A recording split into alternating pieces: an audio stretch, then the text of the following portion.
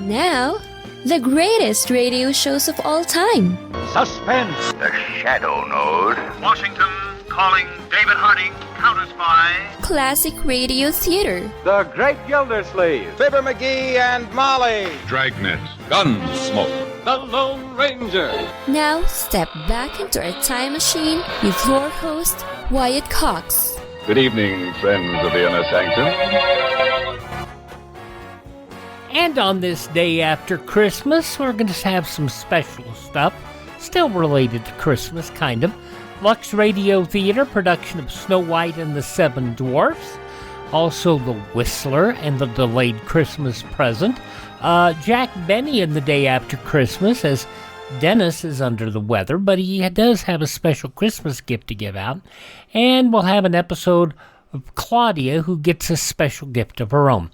That's all coming up on this Friday. This is the 26th day of December, 360th day of the year, just 5 days left in 2025. British defeated in the Battle of Trenton in the Revolutionary War in this date in 1776. The Erie Canal opened on this date in 1825. Marie and Pierre Curie announced the isolation of radium on this date in 1898. Jack Johnson became the first African-American heavyweight boxing champion on this date in 1908 by defeating Tommy Burns in Sydney, Australia. The Nissan Motor Company organized in Tokyo, Japan. And on that same day in 1933, FM radio was patented. On this date in 1944, The Glass Menagerie by Tennessee Williams first publicly performed. The tide turned in the Battle of the Bulge on this date in 1944 as American troops arrived to break a German siege around Bastogne, Belgium. 3 days later, Brigadier General Anthony McCulloch looked back at the battle's turning point and a boast German leaders made to troops in the field. Prisoners later told us Bastogne was to be a Christmas present for the Fuhrer. No one doubted for an instant that we would hold the town under any sort of attack the Germans could put on. On this date in 1946, the Flamingo Hotel opened in Las Vegas. Much of the hotel has been renovated over the years, but there are still significant portions that go back to those days, and it's amazing. Released on this date in 1963, the Beatles' first #1 hit, I Want to Hold Your Hand. Barbara Streisand's final performance as Fanny Brice in Funny Girl on Broadway on this date in 1965. She had the lead since the show opened in March of 1964. Her role went to underrated comedian Mimi Hines until the show closed in 1967 after 1,348 performances. The first Kwanzaa celebrated on this date in 1966. The chair of the Black Studies at Cal State University Long Beach, Maulana Karenga, the one who celebrated that event. Time Magazine's Man of the Year on this date in 1982 was given to a non-human, the personal computer. The first long-running American television soap opera, Search for Tomorrow, aired its final episode on this date in 1986 after 35 years on the air. Iraq announced on this date in 1998 its intention to fire upon U.S. and British warplanes that patrolled the northern and southern no-fly zones. Severe gales over Ireland, northern England, and southern Scotland caused widespread disruption and widespread power outages in Northern Ireland and southern Scotland. Severe weather in France on this date in 1999 killed over 100 people and caused extensive damage to property and trees and the French national power grid. In 2004, an earthquake measuring 9.3 on the Richter scale created a tsunami, causing devastation in Sri Lanka, India, Indonesia, Thailand, and Malaysia, the Maldives as well, and many other areas around the rim of the Indian Ocean.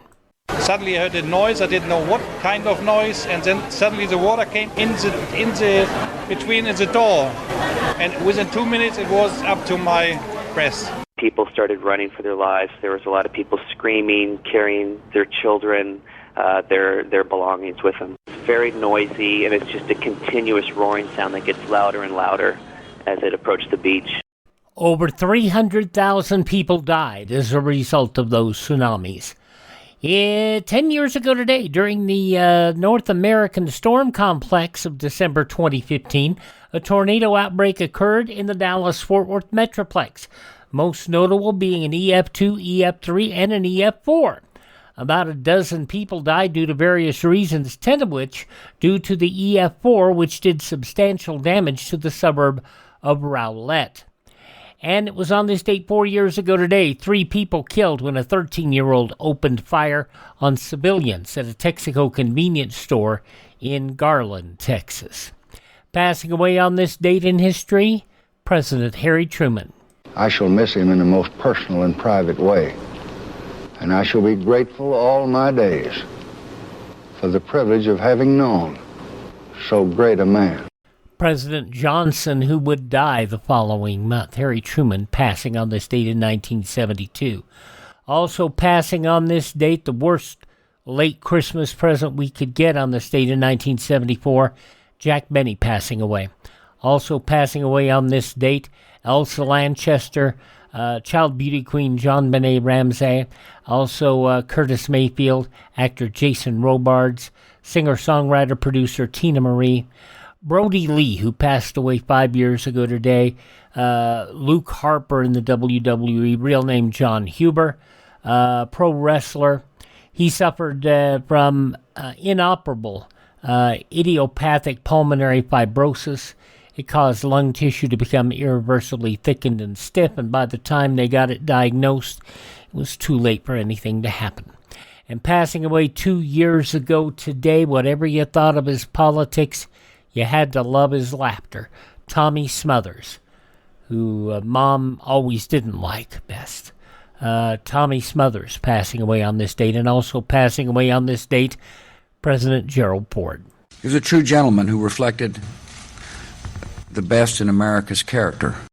President George W. Bush. President Gerald Ford, the first man in the 20th century, first man really since the early days of our country to become president without being elected.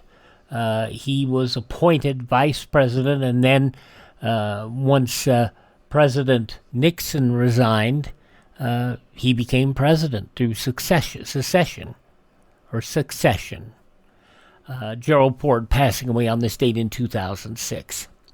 Birthdays on this date of those who are no longer with us include Chinese leader Mao Zedong, the delightful Steve Allen, Big Bird and Oscar, Carol Spinney, the puppeteer, comedian actor Alan King, actor Richard Widmark, the last surviving member of the Four Tops, Duke Fakir, passing away, born on this date, and the music producer Phil Spector, all born on this date. They have all gone to another shore. Hi, this is Jeff Foxworthy. It is now time for the birthday announcements. The following people are now officially older than dirt. The host of America's Most Wanted, John Walsh, 80 years old today. Formerly with CNN, journalist Candy Crowley is 77. Metallica's Lars Ulrich is 62. He was Joker in Suicide Squad. And singer for 30 Seconds to Mars, Jared Leto, is 54 today. Singer Chris Daughtry is 46. From Two Broke Girls, Beth Bears is 40. He was Jon Snow in Game of Thrones. Kit Harington is 39. But when enough people make false promises, words stop meaning anything. Whole lot of fact there from Game of Thrones. Kit Harington is 39. And from the middle, Eden Scher is 34. Those just a few of the people who celebrate the 26th day of December as their birthday. If this is your birthday, happy birthday to you.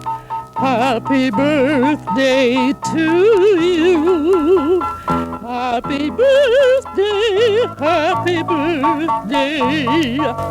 Happy birthday to you.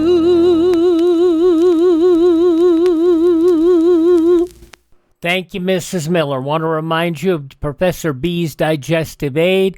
Folks, if you have issues, if you have acid reflux, if you have throat problems, check out Professor B's Digestive Aid. It was developed by an individual with cancer. They found relief using this very simple solution. The whole Professor B's Digestive Aid consists of pure honey and Roman apotheria. It will work, and it will, if it doesn't work, there is a money-back guarantee. Support the podcast by going to classicradio.stream or checking in the show notes, clicking on the link to profbees.com. Use promo code Wyatt to save 10%, and make sure we are compensated for letting you know that, we've let you know. But check it out. Professor Bees, profbees.com, promo code Wyatt to save 10%.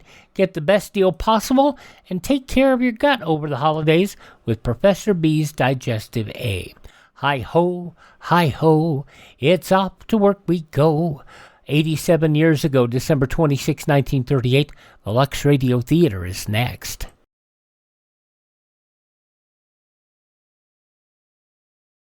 One of the great musical events of this year is a motion picture. It is called Electroglide in Blue. Its soundtrack features the talents of many top contemporary artists, including the hit single Tell Me, sung by Terry Kath of Chicago, now available on Columbia Records. Electroglide in Blue is something to hear and something to see. From United Artists, rated PG, parental guidance suggested. When we were doing the radio show, we could not do this particular edition of the Lux Radio Theater on the air. Number one, we only had 40 minutes in an hour to do a show, so this full 60-minute broadcast we couldn't do. But number two, the heavy amount of music that was written just for Snow White and the Seven Dwarfs couldn't be broadcast because we didn't have all the licenses for it. Well, now that we're on the podcast, we're going to bring it to you. Snow White and the Seven Dwarfs. This is the first half of the Lux Radio Theater, going back 87 years to December 26, 1938. From Hollywood, California, the Lux Radio Theater presents Snow White and the Seven Dwarfs.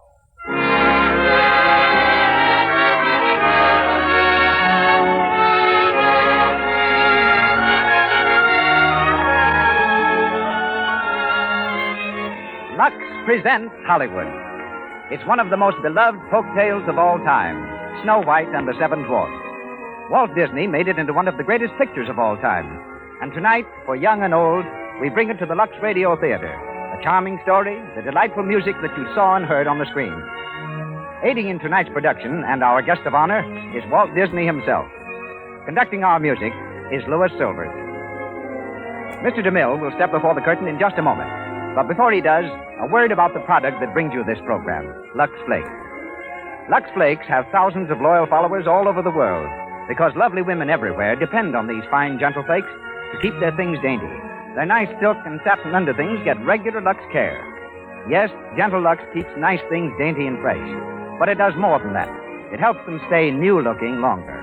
You see, Lux Flakes have no harmful alkali to hurt delicate materials or fade colors. It's a good thing to remember that anything safe in water alone is safe in gentle Lux. And now, your host and producer. Ladies and gentlemen, Mr. Cecil B. DeMille.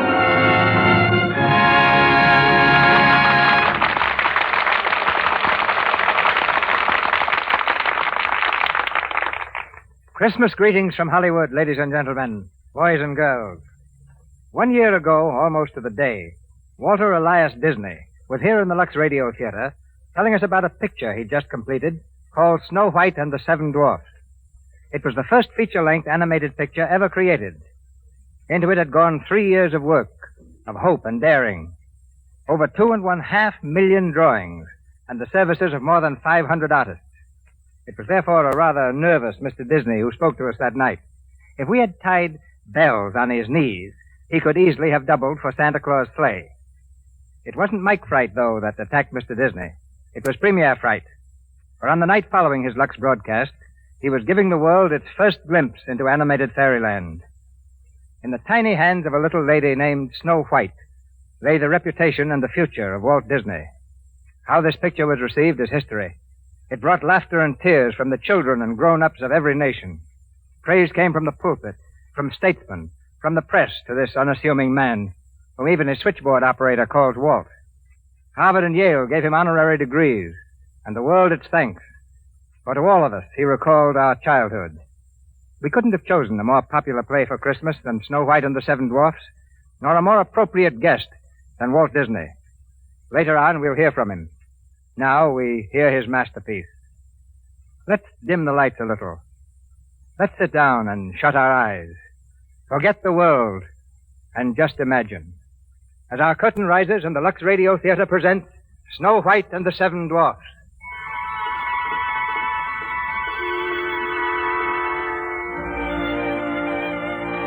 In a far-off world, long, long ago, a kingdom built on a mountain high lifted its turrets flecked with gold into a sapphire sky.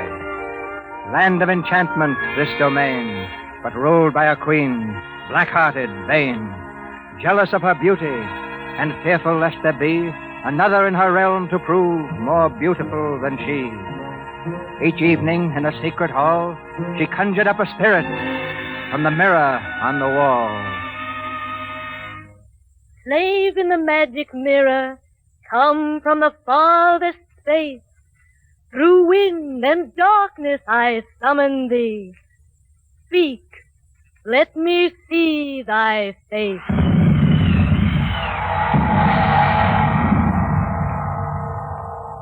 What wouldst thou know, my queen? Magic mirror on the wall, who is the fairest one of all? Famed is thy beauty, majesty, but hold, a lovely maid I see.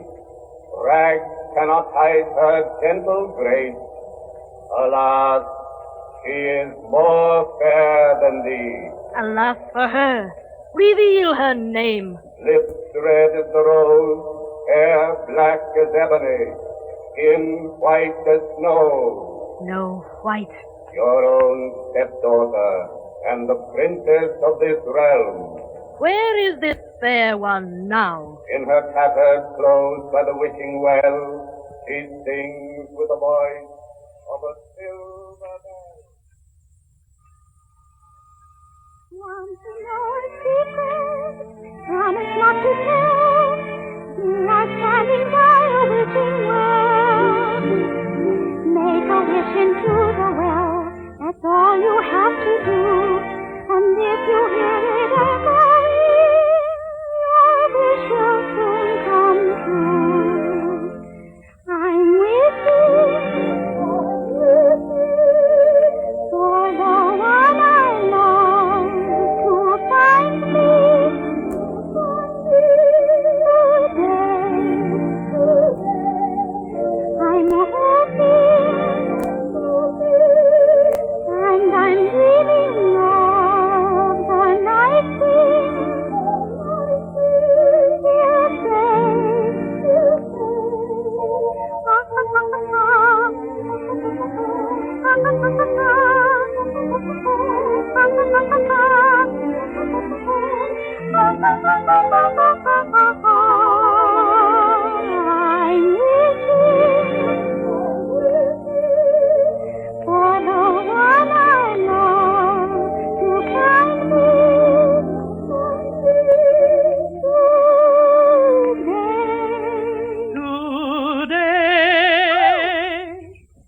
Hello. Oh, Did I frighten you? who are you? I am Prince of another land.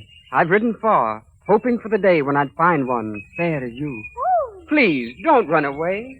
Now that I've found you, here's what I have to say.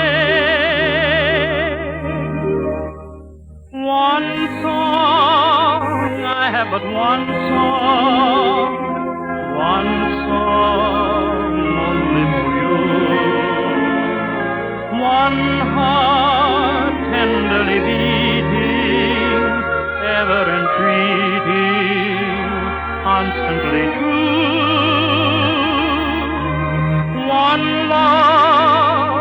has possessed me. One love thrilling me through. One song my heart keeps singing of one love only for you.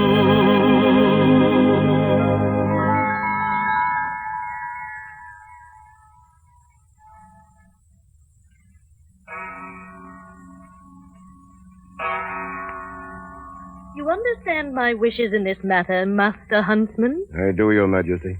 Tomorrow, as the shadows fall at dusk, take her far into the forest. Find some secluded glade where she can pick wildflowers. Yes, Your Majesty. And there, my faithful huntsman, you will kill her. Kill her? Your Majesty, little princess. Silence.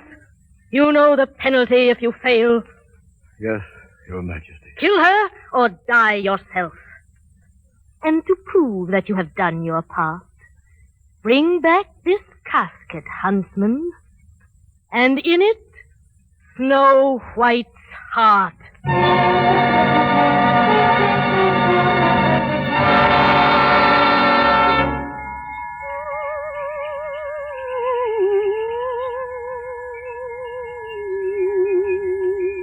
There, Master Huntsman.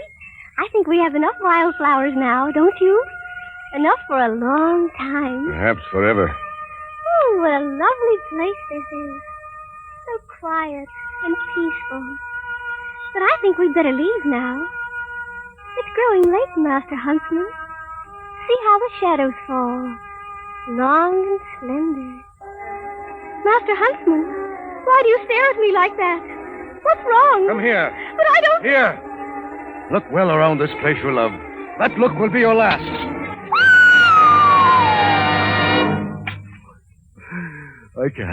I can't do it.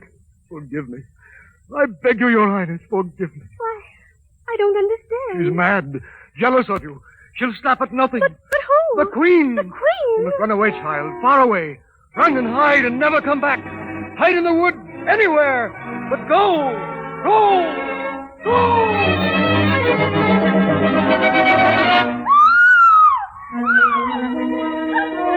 Master Huntsman, where are you? Where are you? I'm afraid. There are eyes in the dark. Green eyes staring at me. Long arms tearing at me. Monster shapes and mouths agape. They're coming closer. Closer. Help! Help!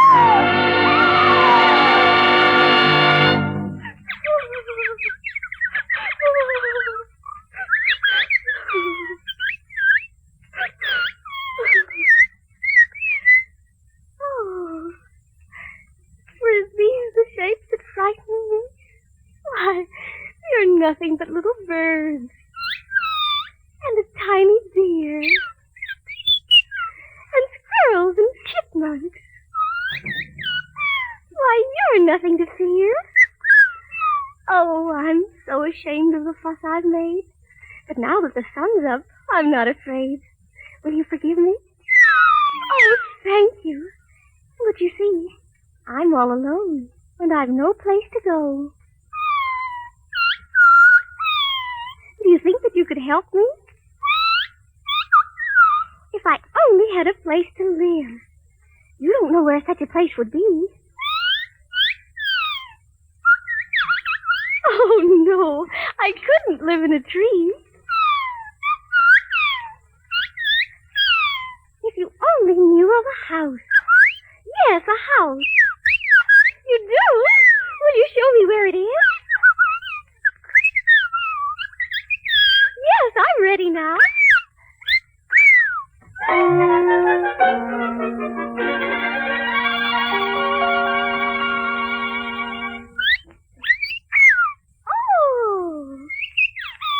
Oh, it's a lovely house. Just like a doll's house. Shall we go inside? Ooh, it's dark inside. Guess there's no one home. Hello? May I come in? Oh, what a cute little chair. That's right, 7 little chairs. Must be 7 little children. And from the look of this table, 7 untidy little children. Look at what? Oh, a pickaxe. A stocking, too. And in the fireplace, a shoe. And just look at that fireplace. Why, it's covered with dust. And look, cobwebs everywhere. My, what a pile of dirty dishes. And just look at that broom. Why, they've never swept this room. You'd think their mother would... Oh, maybe they have no mother. Then they're orphans. Oh, that's too bad.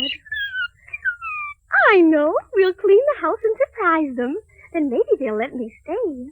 Now, you wash the dishes, you tidy up the room, you clean the fireplace, and I'll use the broom. Just whistle while you work.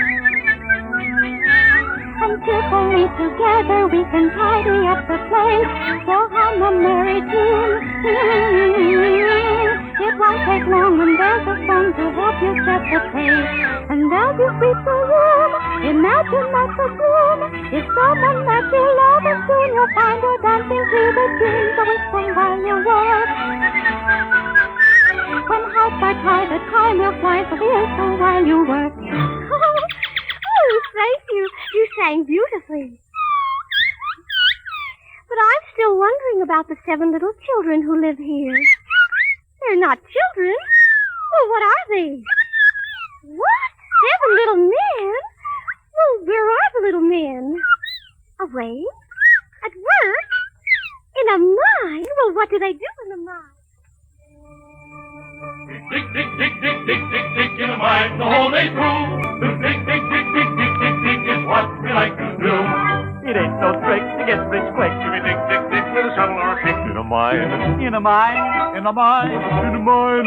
Where the million diamonds shine. We dig, dig, dig, dig, dig, dig, dig from early morn till night. We dig, dig, dig, dig, dig, dig, dig up everything in sight. We dig a diamond by the score, 1,000 rubies, sometimes more. But we don't know what we dig them for. We dig, dig, dig, dig, dig. Listen, men.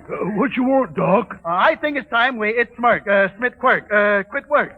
What do you say? Hooray! Come on, then. Let's go home. Hi-ho! Hi-ho, hi-ho, it's home from work we go.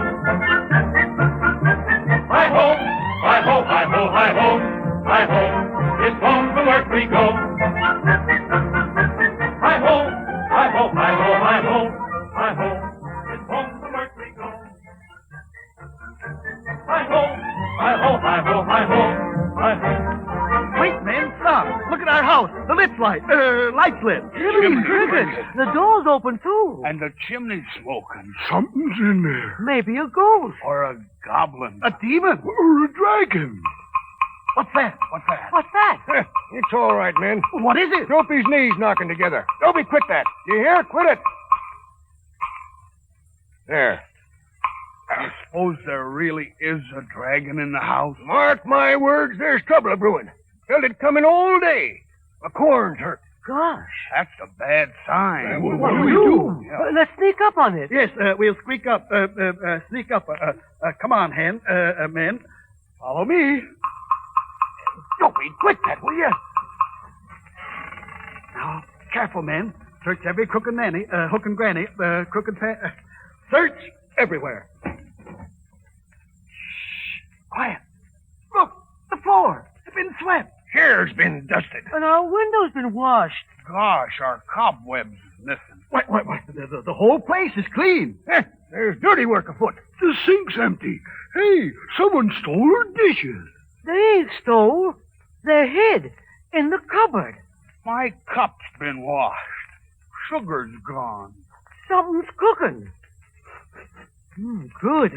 Smells good. Oh, look. Here, don't touch it, you fools. Might be poison. See? Witch's brew. Look what's happened to our table. Flowers. There's flowers on the table. Huh? Look, goldenrod. Look, Sneezy, goldenrod. Oh, don't do it. Take them away. My doze, my hay fever. You know I can't stand no gold. I can't. I can't. You gotta take me. You gotta take me. You gotta eat.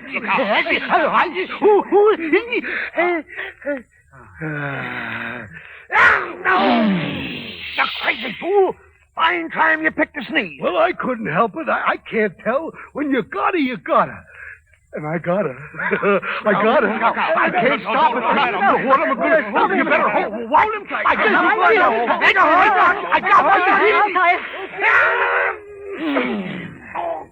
quiet, you fool. You want to get us all killed?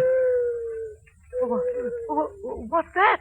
That's it. It sounded close. It's in this room right now. It's up there. Yeah, upstairs in the bedroom.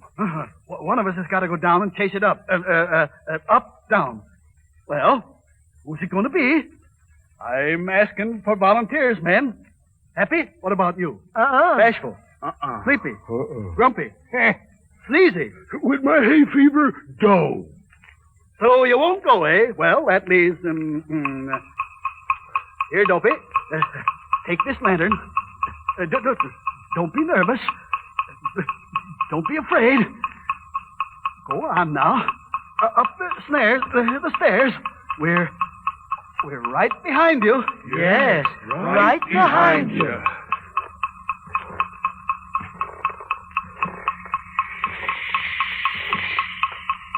Open the door, Dopey. Go on, open the door and stop shaking like that. Now. Look. Over there. Jiminy crickets. Gosh. Gee. What a monster. It's asleep. Covers 3 beds. Let's kill it before it wakes up. Which end do we kill? I'll take a good look at it. What is it? Why, it's a girl. A girl? She's Bitey Birdie. She's beautiful. Just like an angel. Angel? She's a female. And all females is poison. They're full of wicked wiles. What are wicked wiles? I don't know, but I'm agin 'em. Shh. Not so loud. You'll wake her up. Oh, let her wake up. She don't belong here nohow. Oh, Look out. She's moving. She's waking up. What do we do? Hi. Oh, Too late. Oh, gosh. why, you're the little man. How do you do? I said, how do you do? How do you do what? Oh, you can talk. I'm so glad. Now, don't tell me who you are. Let me guess. You don't know us. Oh, but I know your names. I saw them written on your beds. Now, let me see. That little man over there, you're Doc. Why, yeah. That's true. Oh, and you're Bashful. Oh, gosh. And you're Sleepy. Oh, how'd you guess? And you're Sneezy. Oh, yes. And you must be... Happy, ma'am. That's me. And this is Dopey. He don't talk none. You mean he can't talk? He don't know. He never tried. Oh, that's too bad. But what's that bell around his neck? Oh, that's a cowbell. We just put that there in case he ever gets lost. Sure what you Sure what you do when you get lost, Dopey. No. The bell. That's right. See? He rings the cowbell. Oh, isn't that cute? Cute. Ain't cute at all. Why, yes, it is. I say it ain't. Oh, you must be grumpy. Oh, yeah, that's who he is, all right. Yeah, we know who we are. Ask her who she is and what she's doing here. What are you and who are you doing? What are you? Who are you, my dear? Oh, how silly of me. I'm Snow White. Snow White? The princess? Yes. Well, my dear princess, we're honored. Yes, we're mad as hornet. Mad as hornet. No, we're not. We're as bad as cornet. No, as bad as. What was I saying? Nothing. Just standing there sputtering like a doodle bug. Who's a buttering like a spoodle dog? Who's a gutter? Oh, shut up and tell her to get out. Oh, please don't send me away.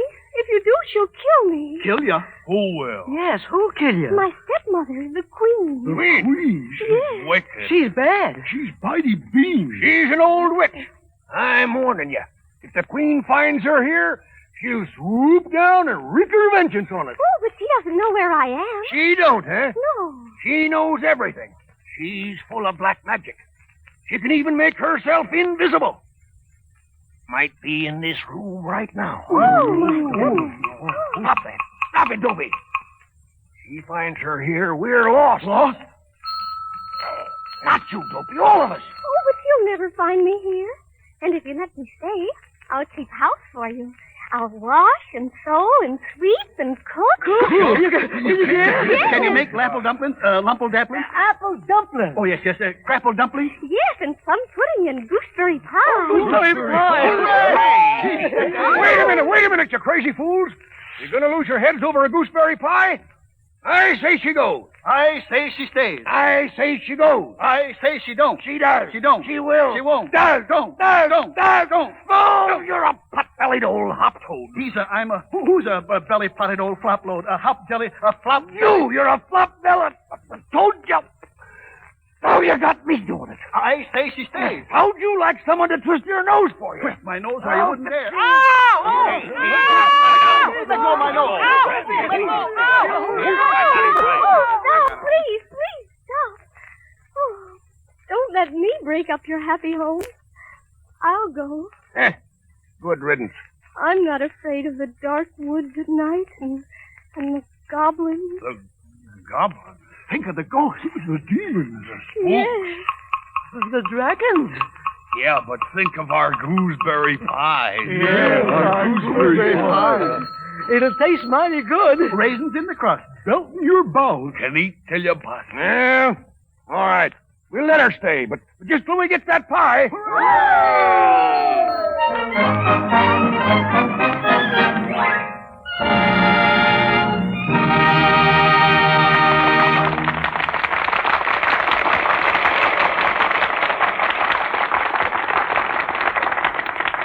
So ends the first act of Snow White and the Seven Dwarfs.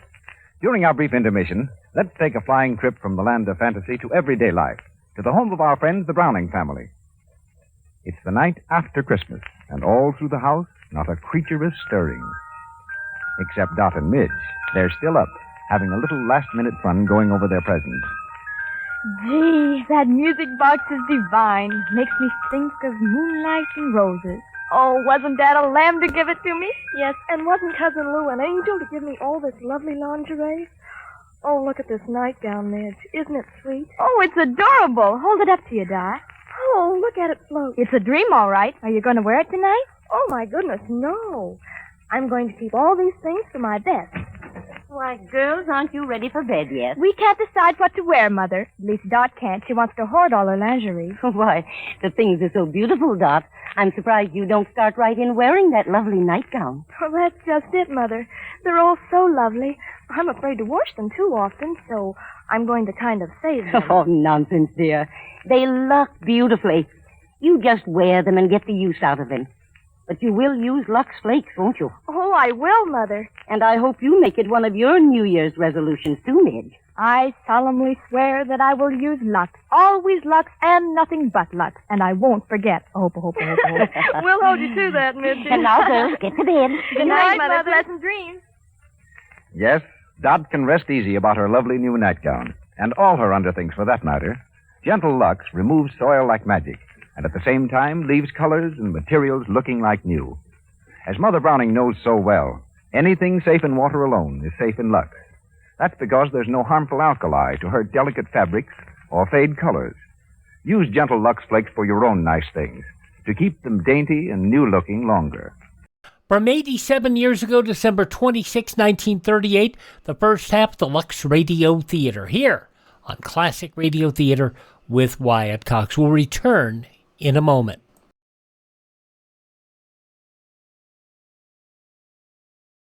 This is Debbie Reynolds.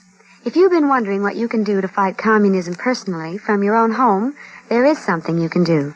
Support Radio Free Europe, the station built and financed by the contributions of the American public to the crusade for freedom.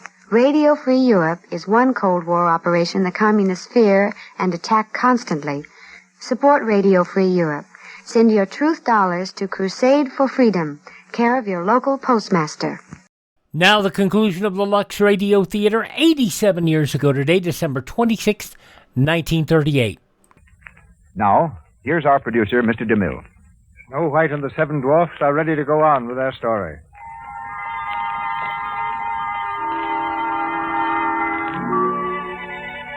In our far-off world long, long ago, our Princess Fair with skin like snow was taken in as cook by the seven little men, by Happy and Bashful and Sleepy and Duck and Sneezy and Grumpy and Dopey. She was taken in as cook in the house in the glen, and we hope she'll be happy with the seven little men. We hope she'll be happy as a young girl should, with seven little men so kind and good. With Happy and Bashful and Sleepy and Duck and Sneezy and Grumpy and Dopey. Knock on wood. It's supper time now in the cottage, and as softly as they're able, the seven dwarfs with gentle grace all tiptoe to the table.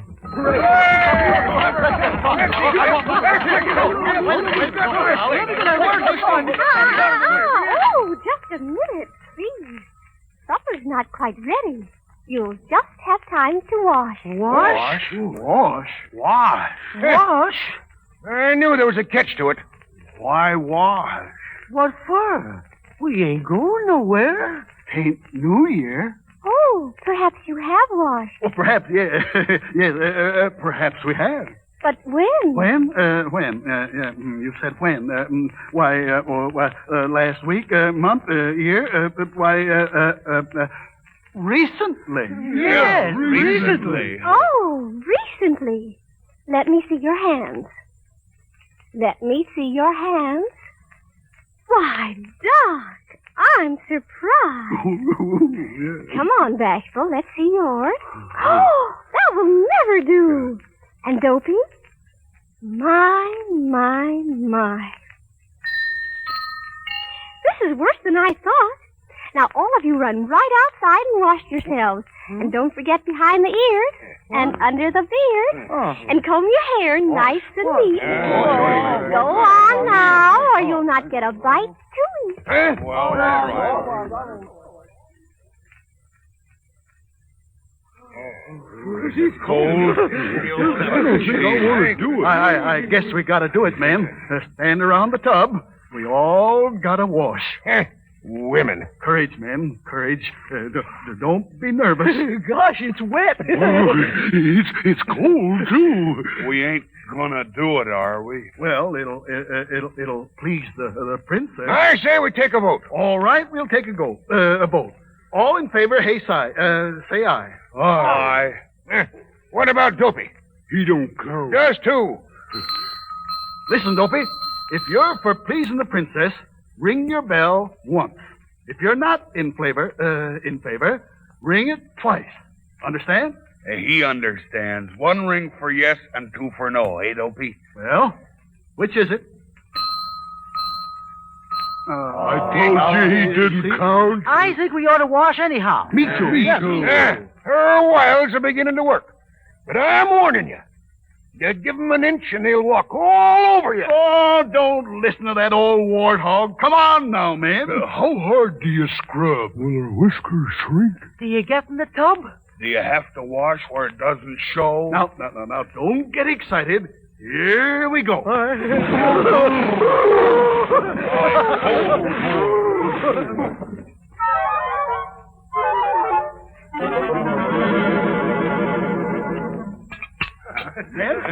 I vote that the best supper I ever had. Me too, Doc. Me too. Oh, thank you. I'm so glad you liked it. I can still taste that pie. Gosh, I'm full. Right up to here. What's that, Grumpy? I said, and your plate's clean. Well, you gotta eat something after working all day. What do you say we go to bed? Not yet. Gosh, no, 'tain't bedtime yet. I'm all set for a ramberty, banjerie. How about a song? Oh, yeah. Go on, Happy. You're first. I like to dance and tap my feet, but they won't keep in rhythm. You see, I washed them both today, and I can't do nothing with them. Easy, Slick. A minute after I was born, I didn't have a nightie, so I tied my whiskers round my legs and I used them for a did it. A nightie. And now, Bashful. Go ahead, Bashful. Oh, gosh. I chased a polecat up a tree way out upon a limb. And when he got the best of me, I got the worst of him. Oh, that was fun. Now, you do something. Well, what shall I do? Tell us a story. Yes, tell us a story. A true story. A love story. Well, once there was a princess. Was the princess you? And she fell in love. Was it hard to do? It was very easy. Anyone could see that the prince was charming. The only one for me. Was he strong and handsome? Was he big and tall? There's nobody like him anywhere at all. Did he say he loved you? Did he steal a kiss? He was so romantic, I could not resist. Someday my prince will come. Someday we'll meet again, and the way to his castle will go. To be happy forever, I know. Mush. Someday when spring is here, we'll find our love anew, and the birds will sing, wedding bells will ring. Someday when my dreams come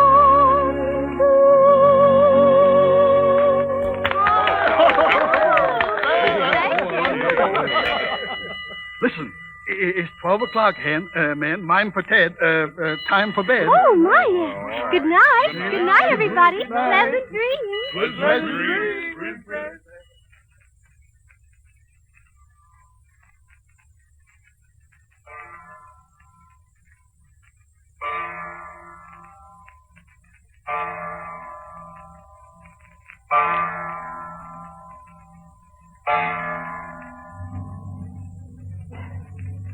Tis midnight.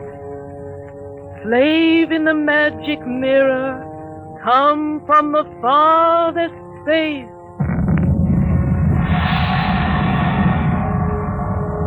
What wouldst thou, Queen? Magic mirror on the wall, who now is the fairest one of all? Over the 7 jeweled hills, beyond the 7th wall, in the cottage of the 7 dwarfs, dwells Snow White, fairest one of all. Snow White lies dead in the forest. The huntsman has brought me proof. Behold her heart. Snow White still lives, the fairest in the land. 'Tis the heart of a pig you hold in your hand. The heart of a pig? Then I've been tricked. The heart of a pig, a blundering fool. I'll go myself to the dwarf's cottage in a disguise so complete no one will ever suspect. I'll transform my beauty into ugliness, change my queenly raiment to a peddler's cloak, mummy dust to make me old, to shroud my clothes the black of night, to age my voice an old hag's hackle. To whiten my hair, a scream of fright. A blast of wind to fan my hate. A thunderbolt to mix it well. Now, begin thy magic spell.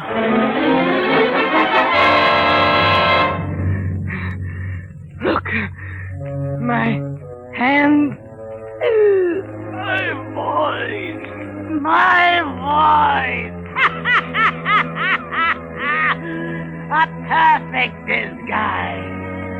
And now a special sort of death for one so fair. What shall it be? Ah, the poisoned apple. Sleeping death. One taste of the poisoned apple and the victim's eyes will close forever in the sleeping death. But wait, there may be an antidote. Nothing must be overlooked. My book of drugs. Ah, here it is.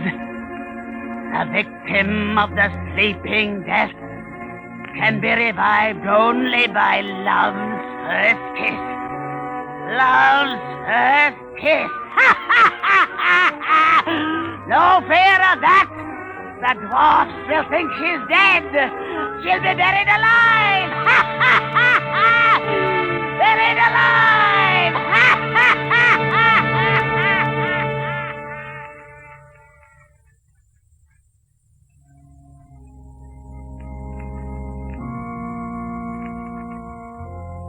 Thank you for saving me from the jealous queen.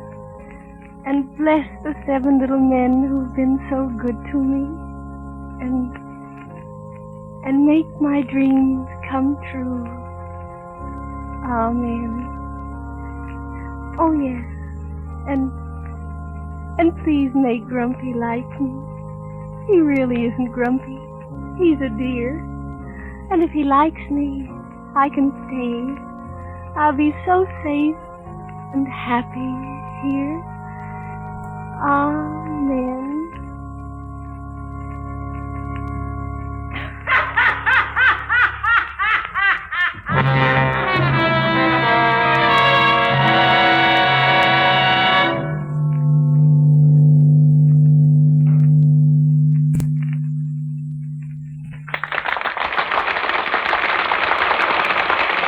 Pause for station identification. This is the Columbia Broadcasting System.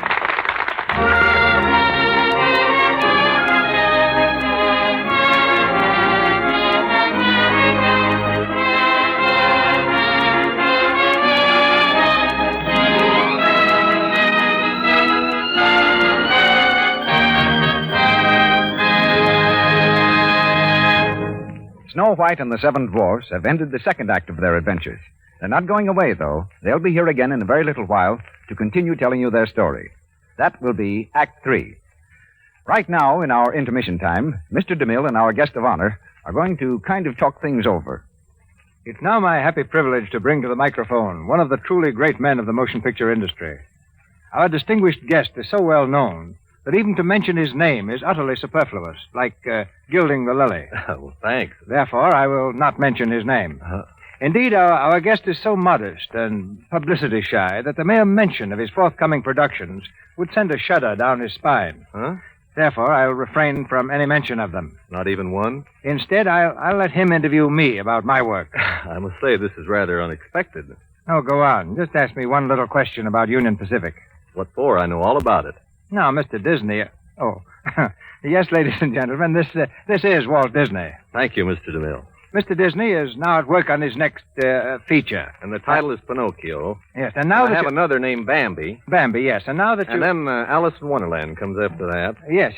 And now, if you'll please let me say just a word about my picture. You know, I've gotten a whole new slant from Union Pacific. It has thousands of miles of railroad track, hundreds of Indians, hundreds of assorted actors, all in authentic costumes, thousands of... Yeah, wait a minute. You forgot Lux. Hundreds of boxes of Lux. Back in the unwashed 60s? Never. No, but Lux takes an active part in every DeMille production. It's the backbone of the wardrobe department. It helps those costumes start out fresh and clean every morning. But picking up where you left off, Walt. Well, seeing how tremendous your pictures are, if I had to make Snow White over again, I'd have 700 dwarfs instead of only 7. I'd have 70,000. And they'd all be giants except one. And he'd be taller than the rest. And instead of buzzards following the old witch, I'd have bombing planes. Now, for a climax, the Wicked Queen sells Snow White a poisoned fruit stand. I think I'll do it. You're all wrong, Walt. What people want is more fantasy, sweetness, whimsy. Or just call it more Snow White. I think what I could do with Union Pacific if I had the Disney touch. My hero could be a steam engine, a prince in disguise. One day as he was passing the roundhouse, he heard a sweet voice singing. And looking over the garden wall, he saw a beautiful coal car. Yes, Mr. DeMille, that's colossal. And though she was a shabby coal car, she was really a princess. Her name was Snow White. No, Mr. DeMille, if you do, I'll sue you. They fall in love. But the Great West in those days was a trackless wilderness. So one day, the handsome young locomotive says to his beloved, Baby, we gotta make tracks. Well, in a crude way, that's the idea. But let's get serious, Walt. In making your pictures, do you follow any ironclad rules? Just one. Never do anything that somebody else can do better. That's why we ordinarily sidestep stories that could be done successfully in live action instead of animated action. And what about the future, as the art of animating human figures develops? We'll never do Hamlet. And want to bet? Well, to be honest, our medium is so young and so unexplored and so fascinating that we have to guard against daydreaming. We have too many immediate problems. And I think my most immediate problem is to let you get back to the play. Sit down then, Walt. But don't go away. Thanks, Mr. DeMille. We'll be calling on you a little later.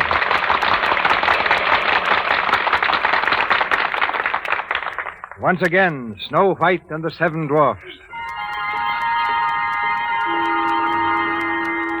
Through black of night, the jealous queen, her deadly charm devised, flies toward the cottage in the glen as a witch disguised. In fiendish glee, she swears with every breath, the poisoned apple shall be Snow White's death. It's morning.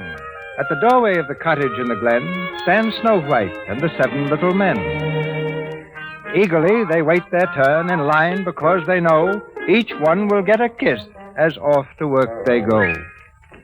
Now, don't forget, my dear. Don't forget what? The old queen's a sly one. She's full of witchcraft.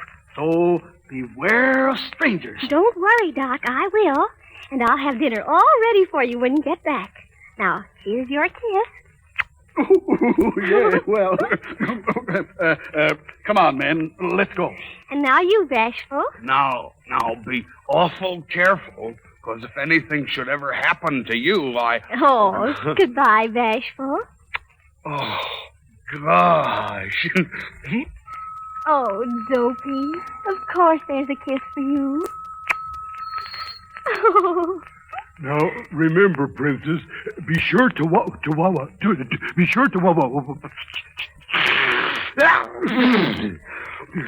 out. I'll be very careful. Goodbye.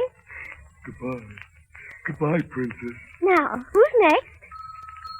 Oh, Dopey, didn't I just say goodbye to you? Well, all right, but it's the very last one.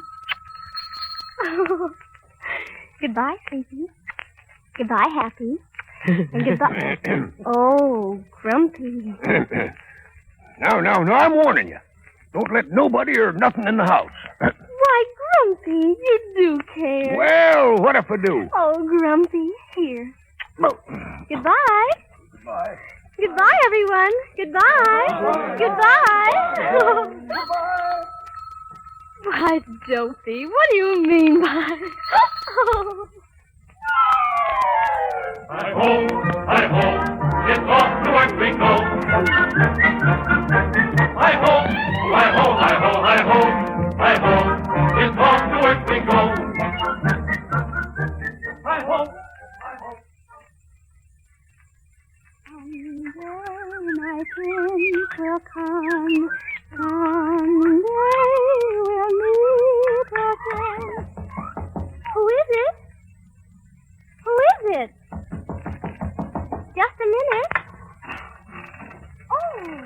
Good day, my pet. All alone?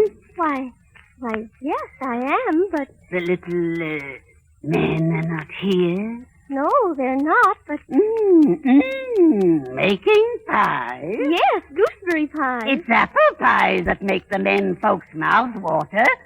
Pies made from apples like this one. Oh, it does look delicious. Yes, but wait till you taste it, dearie. Like to try it? Go on. Have a bite. What did you say, Bert? But why shouldn't I eat it? Because why? Go away, you pesky bird! Go away! Oh, don't hit them, please. What did you say, Bert? What was it? What did they say? I don't know. Something about telling the little men. The little men, the beastly little men. Oh, my heart. Let me come in and sit down. Oh, why, of course. Thank you, my pet. And now, because you've been so good to poor old Granny, I'll share a secret with you. This is no ordinary apple. It's a magic wishing apple. A wishing apple? Yes. One bite and all your dreams will come true. Really? Yes, girlie. Now, make a wish and take a bite. Oh, it looks awfully nice, but... Oh, there's a storm coming up. I'd better close the window. No. There's plenty of time, my dear. Now, here's the apple, the wishing apple. There must be something your little heart desires. Perhaps there's someone you love. Well, there is someone. I thought so. Old Granny knows a young girl's heart. Now, take the apple, dearie, and make a wish. I wish. That's it. Go on. I wish for my prince to come for me. I wish that he'll carry me away to his castle, where we'll live happily ever after. Fine. Now take a bite. Don't let the wish grow cold. There. That's it. Did it taste good, my pet? Oh, I feel so free. Her breath will fill. Her blood congeal. The sleeping death. She cannot stand. Now I'm the fairest in the land. What's that? The little men return. I must hurry. Away to the farthest mountain top. To a witch's lair. Let them follow if they dare.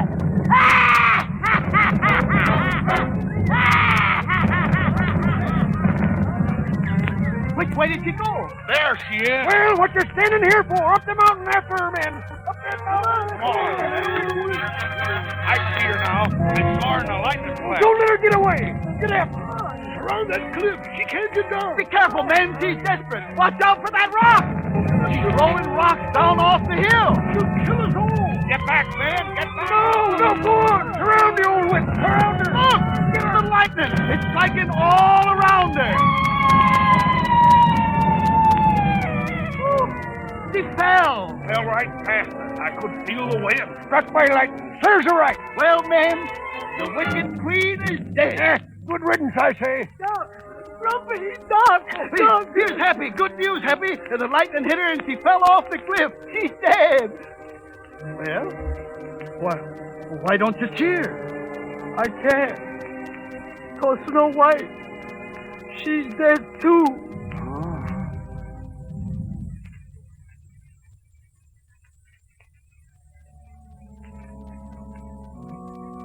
Well, there she is, men.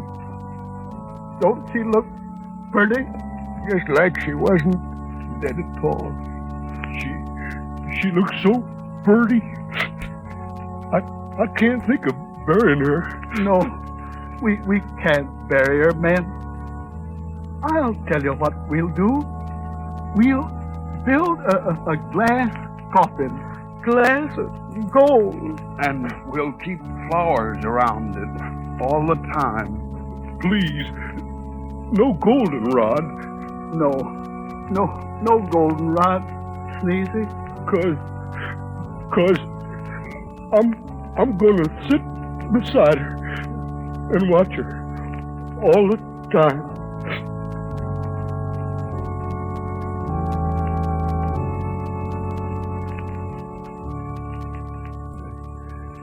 Put the violets here, Sneezy. And the sweet peas there. Dopey's daffodils aside.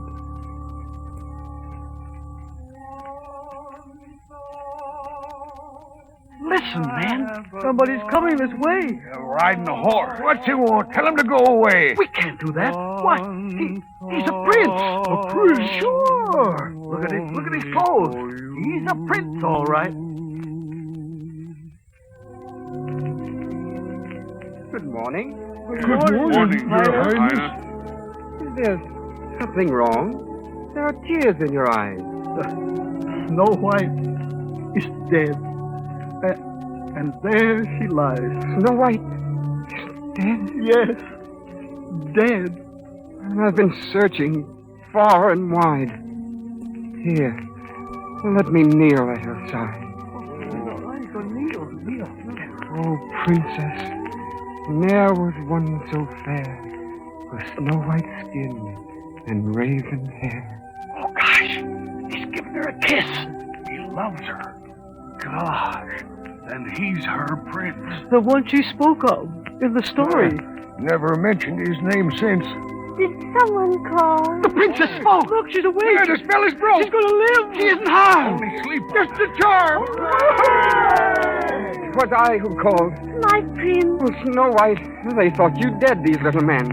I think I must have been. But then, you kissed me. Or did I only dream? Oh, no dream, I did.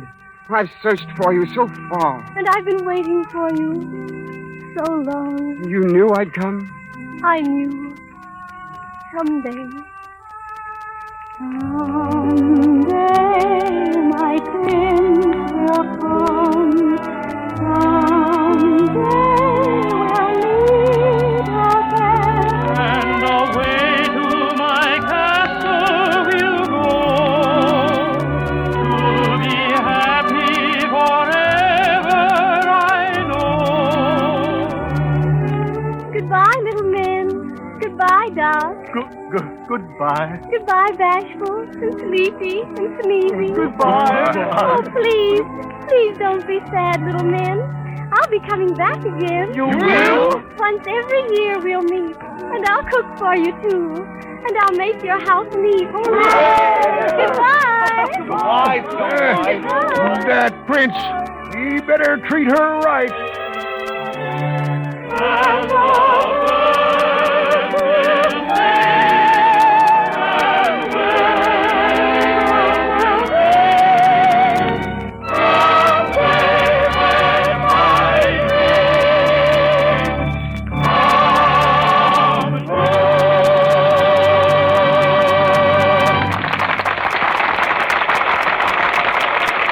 So we say goodbye to lovely Snow White and her fairy prince. And in just a moment, you'll hear Mr. DeMille in a personal chat with Walt Disney. But now, I'd like to give a little friendly advice to the women in our audience. All those nice underthings you got for Christmas, you want them to stay dainty and fresh and new-looking a long time, don't you? Well, why don't you do what Mother Browning suggested? Why don't you plan to give all those lovely, fragile things the care they deserve? Gentle Lux care. Keep a box of Lux Flakes on your bathroom shelf. And after every wearing, take your nice underthings and plunge them into a big bowl full of Lux suds. Those soft, pure suds whisk away every trace of soil and leave your things dainty and new-looking. There's no harmful alkali to hurt fine materials or fade delicate colors. In fact, Lux is safe for anything safe in water alone. Try it. Buy Lux Flakes in the economical large size tomorrow. Now, Mr. DeMille. Picking up where we left off between the acts, here's Walt Disney to continue his animated conversation in a more serious vein. You'll be sorry, Mr. DeMille. Tell me, just how old a story is Snow White and the Seven Dwarfs? Well, it's so old that no one knows when or where it was first told. Is it true that it wasn't published until the Grimm brothers came along? Yes, just about 100 years ago. Jacob Grimm was a very learned man, a scientist. You'd hardly think he'd go in for fairy tales. But just as a hobby, he and his brother collected a lot of old folk stories and legends, put them into a book, and called the book Grimm's Fairy Tales. In their written form, Walt, fairy tales are supposedly only for children. But when you bring one to the screen, it captivates everyone. Age, language, race make no difference. What's the secret? Well, here's half an answer. Over at our place, we're sure of just one thing. Everybody in the world was once a child. We grow up. Our personalities change. But in every one of us, something remains of our childhood. You mean that's the common denominator? That just about sums it up, Mr. DeMille. The same level you speak of knows nothing of sophistication and distinction. It's where all of us are simple and naive, without prejudice and bias. We're friendly and trusting. And it just seems to me that if your picture hits that spot in one person, it's going to hit that same spot in almost everybody. So in planning a new picture, we don't think of grown-ups and we don't think of children, but just of that fine, clean, unspoiled spot down deep in every one of us that maybe the world has made us forget and that maybe our pictures can help recall.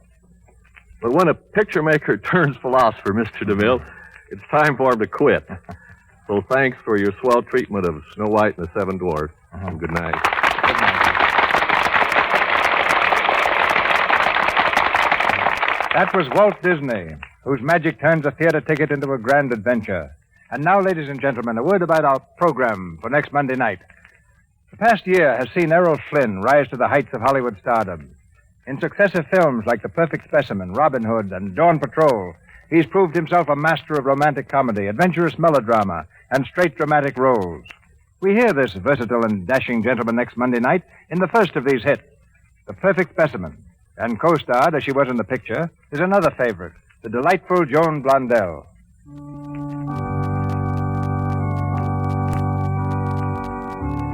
And so the Lux Radio Theater says goodbye to 1938. We who are behind the scenes are not alone in making these presentations possible. If our efforts have brought you pleasure, won't you remember that in the Lux Radio Theater is the means taken by the makers of Lux Flakes and Lux Toilet Soap to show their gratitude for your loyalty to these fine products. All of us then work together, and in 1939, our goal is again your entertainment and your friendship. A year of greater joys to be shared with you in the Lux Radio Theater. From all of us goes the hope that the new year will light your hearts and homes with happiness and health.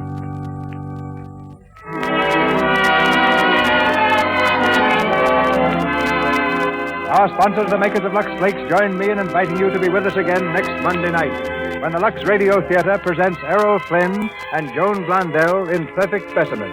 This is Cecil B. DeMille saying good night to you from Hollywood. Louis Silvers appeared through courtesy of 20th Century Fox Studios, where he directed music for the new film Kentucky. Your announcer has been Melville Ruick. This is the Columbia Broadcasting System.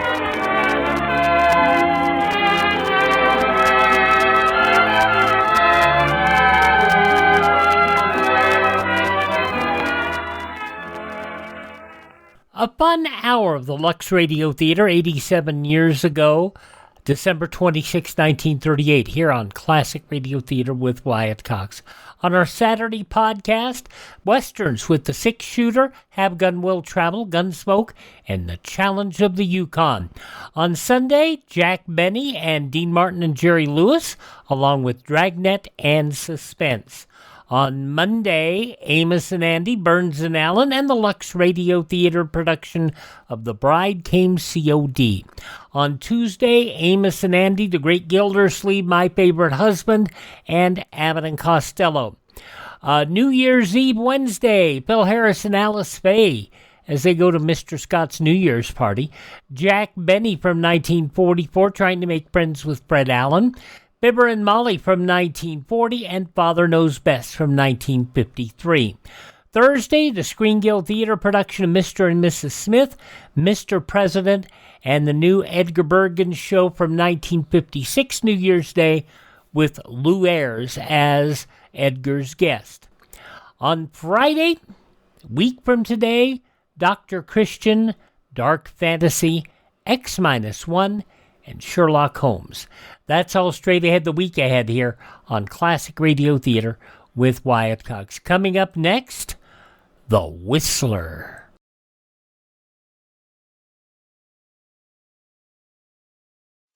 Ladies and gentlemen, the chief hope of our enemies is to divide the United States along racial and religious lines and thereby conquer us. Let's not spread prejudice. A divided America is a weak America. Through our behavior, we encourage the respect of our children and make them better neighbors to all races and religions. Remind them that being good neighbors has helped make our country great and kept her free. Thank you. We continue now on Classic Radio Theater with Wyatt Cox with a program of The Whistler going back 77 years, December 26, 1948, The Delayed Christmas Present. The Signal Oil Program, The Whistler.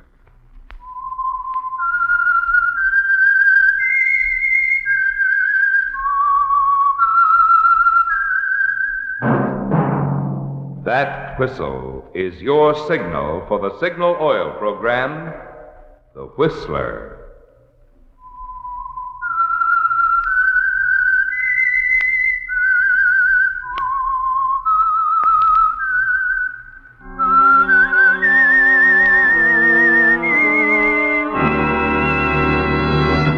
I am the Whistler, and I know many things, for I walk by night.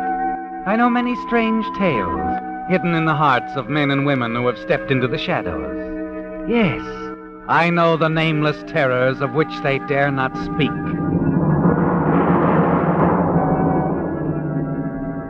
Yes, friends, it's now time for the Signal Oil Program, The Whistler, rated tops in popularity for a longer period of time than any other West Coast program in radio history. And here's an important announcement for Whistler fans in California only. Beginning next Sunday, January 2nd, due to California's going off daylight saving time, the Whistler will be heard in California only 1 hour earlier, from 8:30 until 9. Remember the change in time. In California only, the Whistler will be heard at a new time, from 8:30 till 9. In other states, the Whistler will be heard at the same time as always. And now, the Whistler's strange story. Delayed Christmas Present. Christmas was really over, for it was 1 o'clock in the morning at Pete's Cantina, a tough little night spot on the outskirts of Panama City. But the melody lingered on. You could hear the chimes of the big church a block away playing Adeste Fidelis.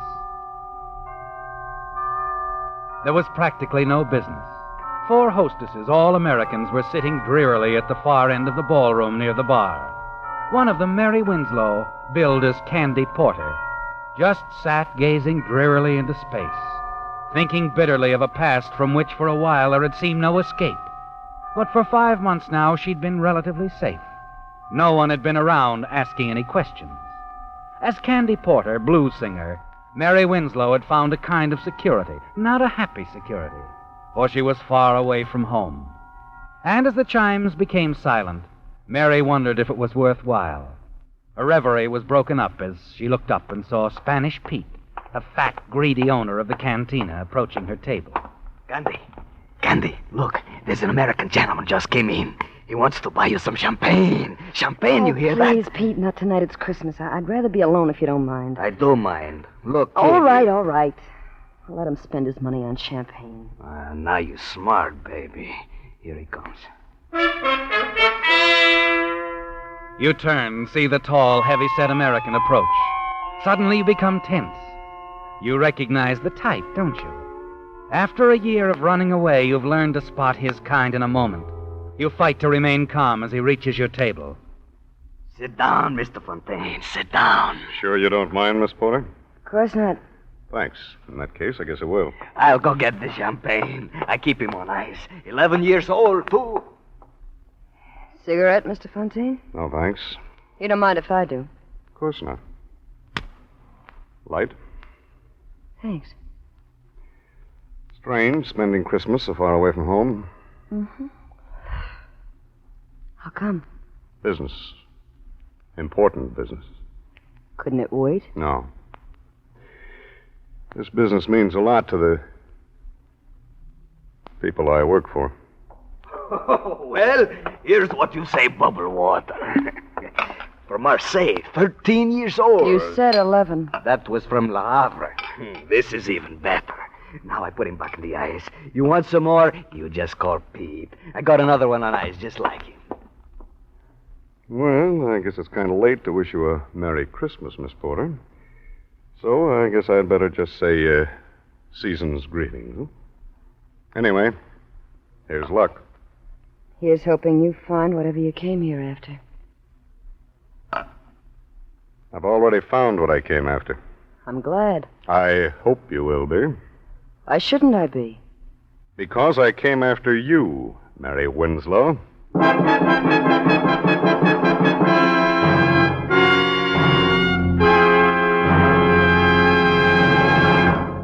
With the prologue of Delayed Christmas Present, the Signal Oil Company brings you another strange story by The Whistler.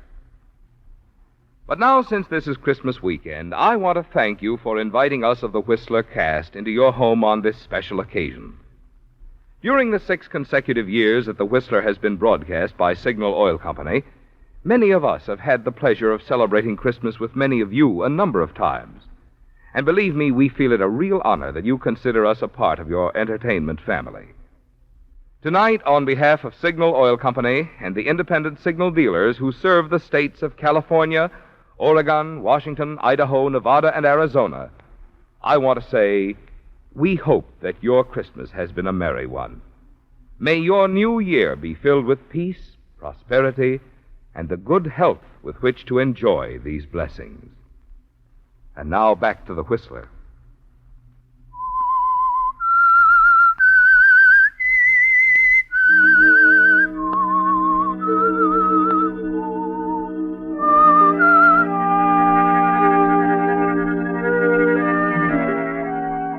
After a year, it doesn't seem fair, does it, Mary Winslow? After a year of hiding, using one name and then another.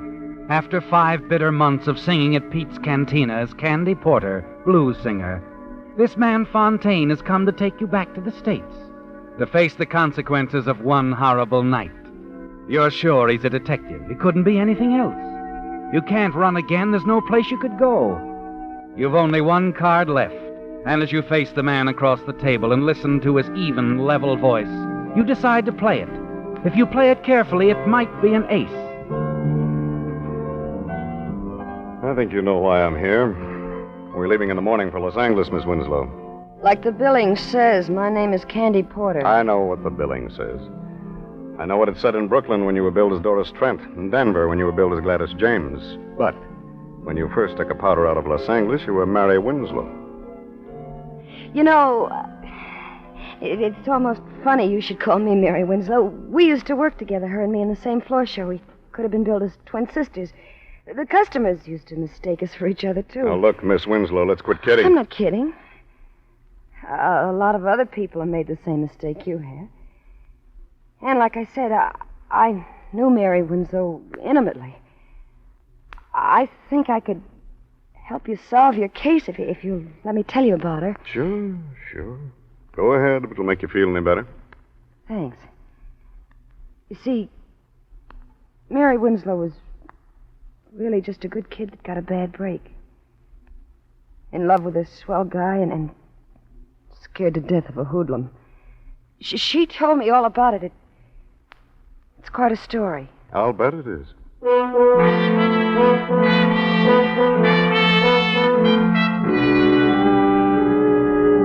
Yes, it was quite a story, wasn't it, Mary? And it all began a year ago Christmas Eve at the Christmas party given by your employers in the pink room of the Swank Wilchester Hotel. You really enjoyed yourself that night, didn't you? And you were quite the hit of the evening. You sang 3 numbers and went over big. Your fellow workers didn't know your many talents. Everyone told you what a fine singer you were. And when you left, you were feeling good. So good you decided to drop into the cocktail lounge, make a phone call, and have a nightcap before going home. Scotch and soda. Mix it. Make mine the same, Bill. Gotcha. I heard you sing tonight. You were terrific. Thanks. What's the matter? Did he stand you up? Who? The guy you were just talking to on the phone. No, I guess he didn't stand you up. Didn't he? And he's on his way here right now. Yep, that's the answer. Lucky guy. Here you are, folks. Oh, take it out of here, Bill. Now, look here, Oh, Mr. take it easy. It's practically Christmas. What's the harm of my buying you one drink? Like I said, I like your voice, Miss Winslow. Here's your change. Oh, thanks, Bill. You must be a detective. You know my name and everything. Well, no, not everything. But it wasn't any trick to find out your name. I just asked one of the boys I saw you dancing with. My name's Joe Clark. Oh, I see you've never heard of me. Should I have? A lot of people have.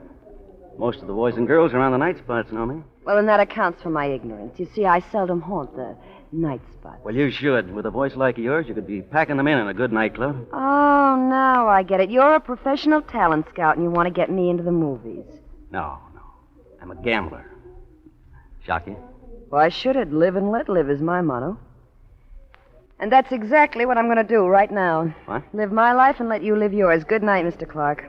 My. Just think, tomorrow I can tell all the girls at the office I met a real live gambler. You could tell them all a lot more than that if you believed in your voice as much as I do. Really? Uh-huh. You've heard of Domingo's on Sunset out near the ocean? It's an undercover gambling club, isn't It's it? more than a gambling club. It's a swell floor show. A lot of big people go out there, people that count. And they're all intimate friends of yours, I'm sure. Not all, but I know quite a few. Could push you right to the top with that voice of yours. Oh, that's the oldest line I've ever heard. It's not a line. Yeah, but skip it. Go on home. Listen to the radio. Eat candy. You can have a terrific time. You go to Domingo's with me, you can't tell what might happen. You might have to meet a couple of show producers. So play it safe and go home. It may be dull, but you'll always get to work on time. Is that all you have to say? That's all. Nighty-night. Wait a minute. Yeah? Could we be back fairly early? Leave any time you say. Well, what are we waiting for? Oh, now you're making sense. I'll call a cab. Never mind, I have a car. It's parked right around the corner. Clark used just the right approach, didn't he, Mary? You realize you're being a fool. But as the hours pass, you tell yourself your fears are groundless. Joe treats you with perfect courtesy. You watch the gambling for a while, then proceed to the silver room and enjoy the floor show. Afterward, you have a little food and watch the dancers.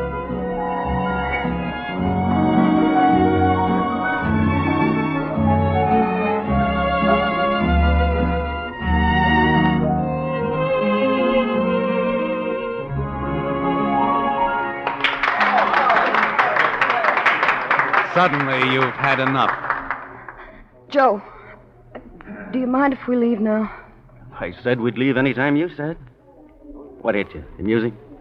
Yeah, I guess that's it. Another guy? Another guy. My fiancé. What happened to him? He's in the Philippines. Research. Oh, chemist? Doctor. Dr. Frank Wilson, M.D. That was his car we drove out here in. He told me to keep it warm for him. Well, too bad. We could have had a lot of fun. Well, shall we go?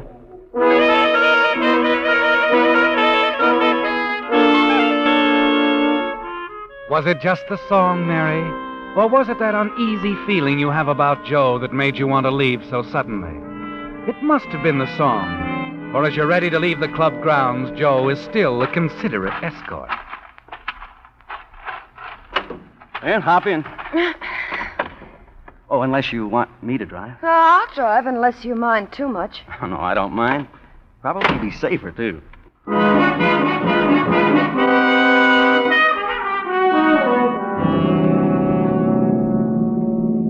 For several miles, Joe says little, seems preoccupied. And you feel relieved when he breaks his rather strange silence. Oh, say, Mary, would you mind stopping for a minute at drive-in? All of a sudden, I've got an awful headache. Maybe I can get some aspirin there. I doubt it, but we'll give it a try. You can keep the motor running while I'm gone. I'll only be gone a few seconds. Okay. I'm dreaming of a white Christmas.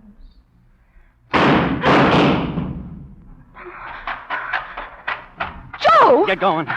Joe, you shot him. I said get going fast. There's a gun in your ribs, baby. You just saw what happened to one guy that crossed me.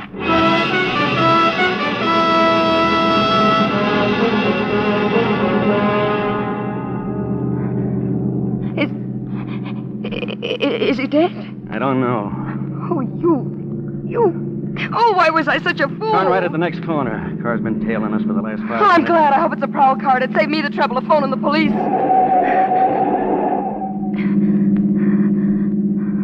He didn't turn, baby. You shouldn't have said what you did about phoning the cops. You better pull over and park. We got a couple of things to talk over.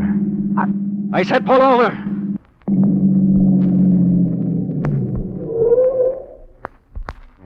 That's better. Please, Joe, don't kill me. I know you can do it easy, but I'll never talk about tonight. That's the way you feel now. An hour from now, you'll feel Oh, no, different. I won't. On my word of honor. I'm making a deal with you, Joe. I'm trading you my silence for my life. I swear I won't talk about it ever. Okay, I'll take a chance. You drove the getaway car, so we're partners now anyway. We're going to have a lot of fun together, you and me. Now, how about dropping me off at my place? Tell me where to go. I live about 6.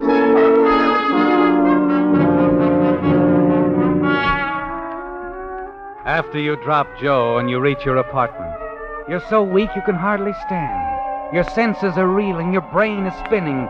You practically fall into bed. You try to snatch a little sleep, but sleep is impossible. Finally, at 6 o'clock in the morning, the newspaper is shoved under your apartment door. The headlines sicken you. Drive-in operator shot in holdup dies. The subheadings are even worse. Unidentified man and woman seen fleeing from scene of crime in dark green 47 model Chevrolet. Pedestrian believes he can identify both car and woman. There it is, Mary. Hopeless, isn't it? Even if you called the police, your story would sound phony now. It's closing in on you, isn't it, Mary? Yet frightened as you are, you're certain of 2 things. That you're not going to become further involved with Joe Clark. And you won't allow any unfavorable publicity to fall on your absent fiancé, Dr. Frank Wilson. You were foolish to risk a life of happiness with him, weren't you? For a few moments of excitement with a gambler, a murderer like Joe Clark. But you decide there's only one thing you can do, Mary. Leave town, disappear, and never see Clark again. You dress hurriedly, packing only a few belongings, and then spend Christmas Day and night at the home of a girlfriend. The next morning, you're on an eastbound plane. 3 months later, you're singing in the Golden Lion, a prosperous little nightclub in Brooklyn, New York, where you become a featured performer under the name of Doris Trent. You're a great success under your new name. And then one night you have a visitor. You're sure it's Mr. Vern Shields, London musical comedy producer. Come in. Well, what do you know? Long time no see, Miss Trent. Doris Trent, it says on the program. All right, Joe. Now that you've found me, what's on your mind? You double-crossed me, baby. You're crazy. That's why I left town, so I wouldn't have to talk to anybody. But you could still write, couldn't you? I don't get you. That anonymous note to the police, written just after you left, telling all about that drive-in job. Gave the exact time, my name, where I lived, what I had on, everything.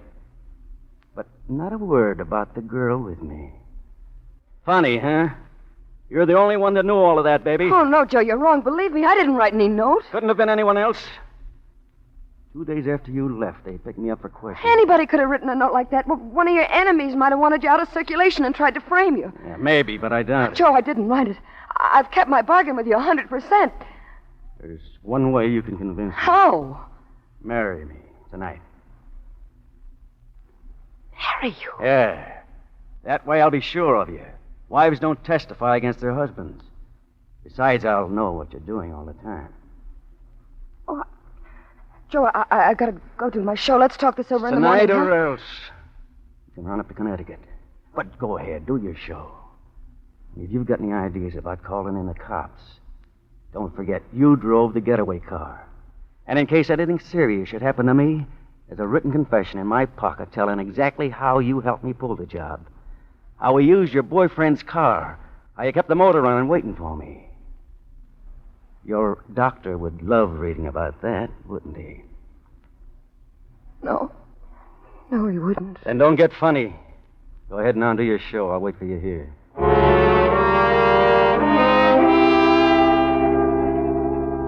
You start down the hallway toward the powder room off stage. Suddenly you realize what a fool you've been. But you're not going to keep on being a fool, are you, Mary? Not with that wall telephone just 5 steps ahead of you. Operator. Oh, operator. Get me police headquarters, Better quick. hang up quick, babe, and I mean quick. You should have looked around before you called. I had a hunch you'd try to double-cross me. Now I know for sure who wrote that note to the cops. Oh, I didn't, Joe, You honest. just tried to call him, didn't you? All of a sudden, I've lost interest in getting married. We're just going for a little ride. Come on, babe, start walking. No, Joe. I'm not moving a foot, not an inch. If I have to be shot, I'll take it right here. Let go of my arm. Hey, what's going on here? Something wrong, Doris? This guy bothering you? Yes, he is. He wants to date me. Tell him to leave, will you, Eddie? Maybe I'd better take him into the office and call the cops. No. Thanks, Eddie. There's no need for that. He's just another wolf. Tell him to leave. That's good enough. You heard what the lady said, Bud. Start traveling. Okay, chum. Anything you say. I'll see the lady later. We parked right across the street. You should have let me call the cops. I would have if he hadn't had you covered with his gun. Oh? Thanks, kid. Eddie, I gotta get out of town fast. After what you just did for me, that's a cinch. Grab some clothes while I phone my wife I'm bringing you home. We'll go out the rear entrance. My car's on the lot next door. Tomorrow I'll call a friend of mine in Denver. He'll put you to work right away. You better change your name, though. That'll be easy. I'm getting used to it.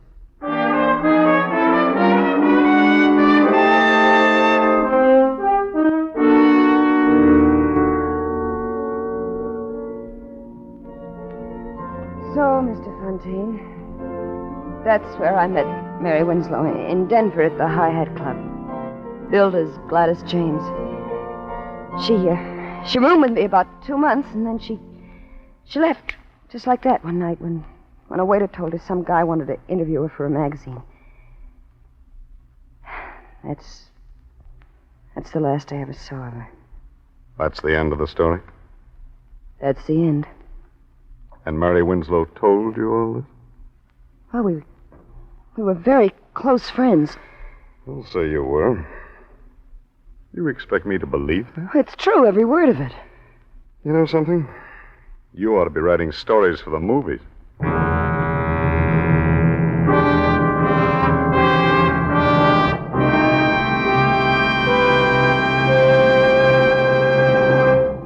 The Whistler will return in just a moment with a strange ending to tonight's story.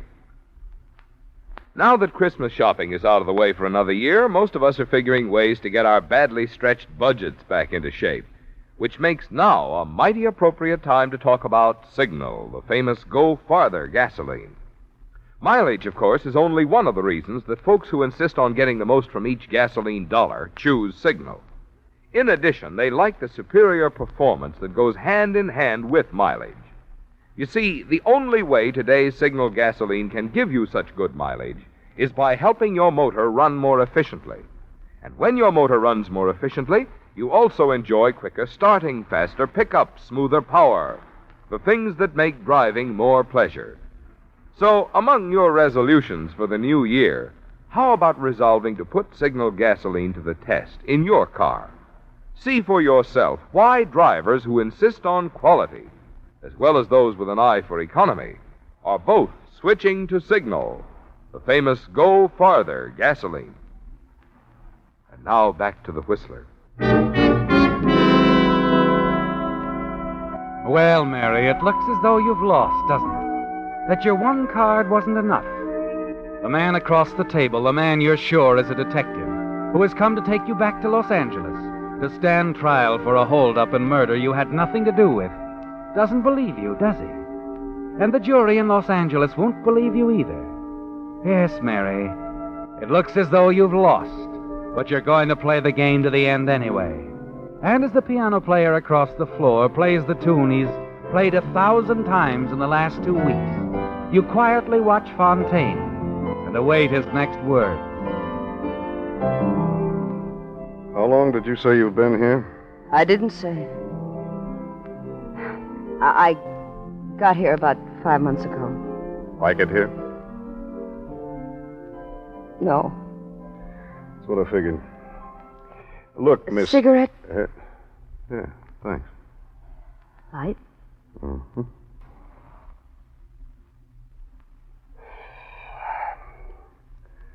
Thanks again, Miss Porter. Did you say Miss Porter? That's what you said your name was, didn't you? That's what the billing says, too, isn't it? Oh, thanks, Mr. Fontaine. Thanks for believing me. There's just one thing I'd like to ask you, Miss Ask me anything. Knowing Miss Winslow as well as you do you think she might come back to Los Angeles sometime and sort of clear things up? I think she might. Someday. You see, a girl like Mary Winslow gets to feel kind of soiled after working around in joints like this. She'd probably want to spend a little time, maybe out in the desert, in the sunshine. Sort of freshening up before anybody she cared about. Yeah. I guess she would. Well, this was a pretty long trip for nothing, you might say. Just one more bum steer. But I'm glad I came. I always figured that confession we found on Joe Clark was a phony. Clark? Is Joe Clark in jail? He's dead. The Brooklyn police got him one night about 5 months ago. Funny how they got the tip. A woman called the police one night from a little nightclub, the Golden Lion Club. She hung up before they answered the phone, but the Brooklyn boys decided to investigate anyway. One of them spotted Clark parked in the car across the street, and he got trigger happy, and that was that. Joe Clark. Finished. Well, Miss Porter, if you ever run into Mary Winslow... I'll tell her all about the Christmas present I got from a swell cop named Fontaine. I'm not a cop, Miss Porter. You're not? Then who are you? I'm a private investigator, working for a guy named Wilson. Dr. Frank Wilson. Frank Wilson? That's right. He's in love with Mary Winslow. Doesn't care where she's been. Just wants her to come back and marry him. Well, so long, Miss Porter, and Happy New Year. Mr. Fontaine. Yes? Do you think you could arrange for me to go back to the States with you? I guess I could, and I was figuring on taking one lady back. Are you going on through to Los Angeles? Not for a while. I'd kind of like to spend a little time in the country somewhere. But I think maybe before next Christmas. Well, I think I'll find Mary Winslow again.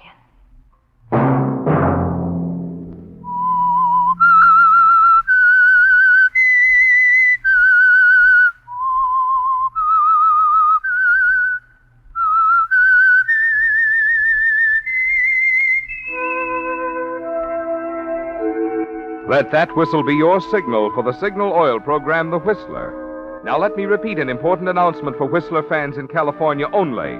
Beginning next Sunday, January 2nd, due to California's going off daylight saving time, The Whistler will be heard in California only 1 hour earlier from 8:30 until 9.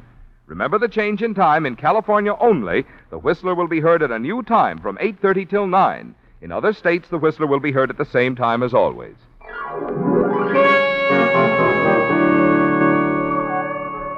Featured in tonight's story were Joan Banks and Jack Petruzzi.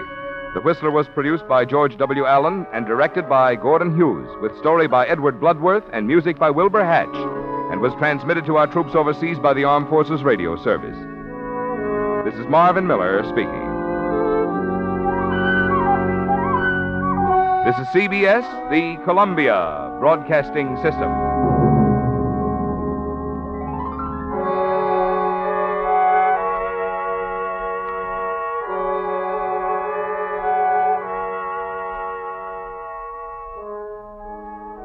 A wonderful portrayal from Joan Banks on that episode of The Whistler, 77 years ago, December 26, 1948, here on Classic Radio Theater with Wyatt Cox. Visit our webpage at classicradio.stream to support the show.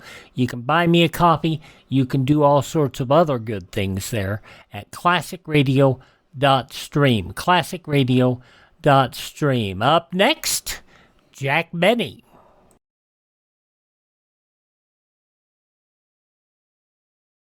Ladies and gentlemen, make tomorrow your D-Day.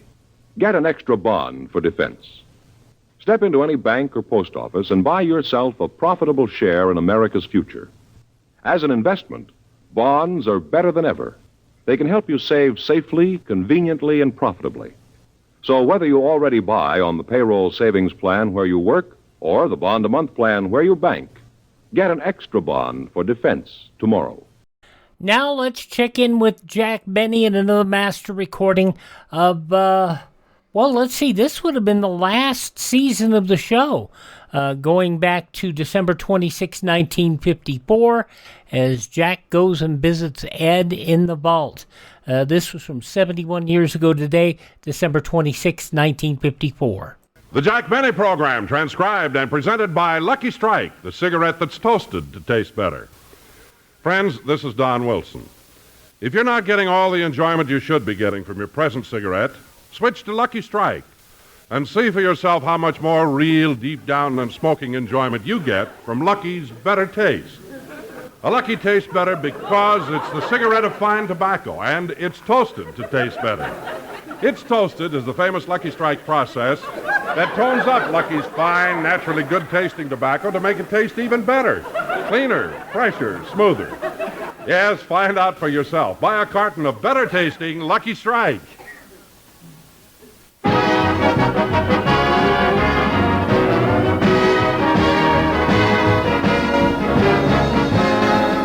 Lucky Strike program starring Jack Benny with Mary Livingston, Rochester, Dennis Day, Bob Crosby, and yours truly, Don Wilson.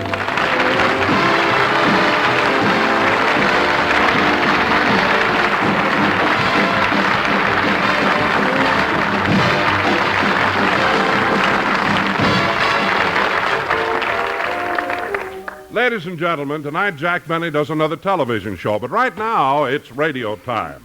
So let's go out to Jack's house in Beverly Hills. As we look in, Rochester, with the help of his best friend Roy, is cleaning up the house after Christmas.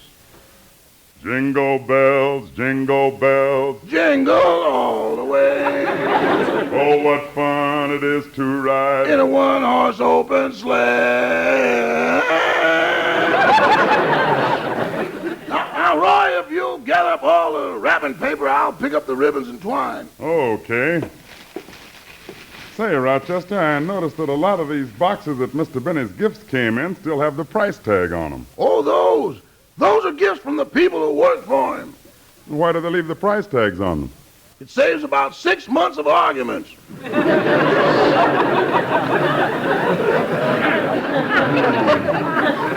Now, here's a box that hasn't been opened yet.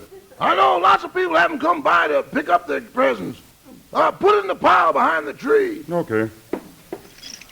Careful you don't tip it. Yeah, don't worry. Say, Rochester, what's that little package lying on top of the pile? Let's see. Oh, that's Mr. Frank Remley's gift. And what's the big package on the bottom?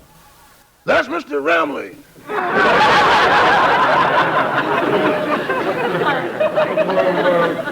Why is he gift wrapped? He keeps better that way. Say, he was lying under the tree last year. Is that just a coincidence or careless housekeeping? A little of each. Say, Rochester, what did Mr. Benny get from his neighbors, Mr. and Mrs. Ronald Coleman? They gave him that chair over there in the corner. Gee, that doesn't look like much of a gift. The chair looks so dull and drab. I know, but it gets mighty lively when you plug it in.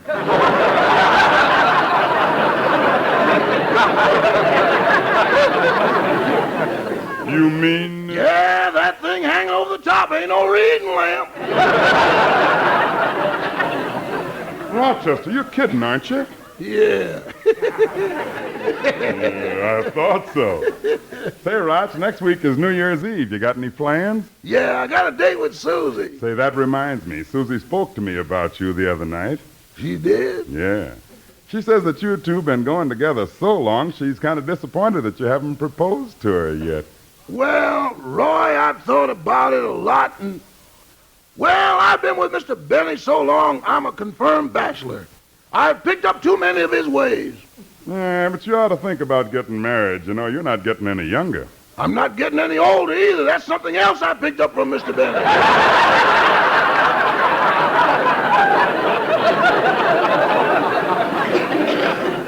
Yeah, I know what you mean. Mr. Benny keeps rolling along like Old Man River. Say, how old is he really, Rochester? That's something I'll never tell anyone. Well, I know he's not 39. Can't you at least give me a hint about how old he is? Well, all I'll say is, if they do his story on This Is Your Life, it'll have to be an hour program. Man, what a spectacular that'll make with Indians and everything.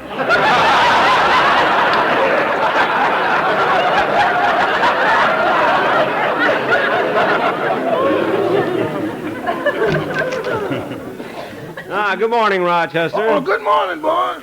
Merry Christmas, Roy. Merry Christmas to you, too, Mr. Benny. Any mail this morning? Just a few circulars. Wait a minute. What are all those stacks of envelopes on the table? Those are Christmas cards. Oh, yes. Since Hallmark went on television, I'm selling less and less. I'll have to start advertising, too. Would you like some breakfast, boy? No, it's so late and I'm quite hungry. What can you fix me for lunch?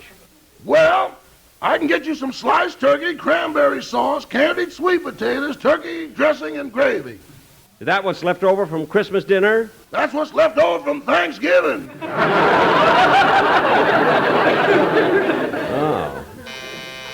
Oh. Do you want me to answer the door, Mr. Benny? No, Roy, I'll go. You help Rochester. Jingle bells, dum-dum-dum-dum-dee-dee-dee. Merry Christmas, Mr. Benny. Yeah, Merry Christmas.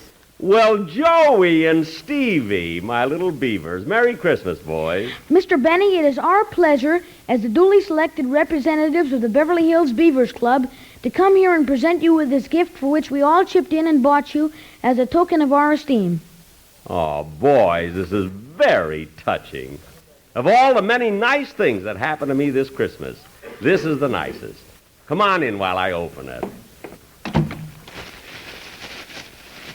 Oh, gee, a pair of hairbrushes. Yeah, isn't that nice? I thought it was stupid, but they voted against me.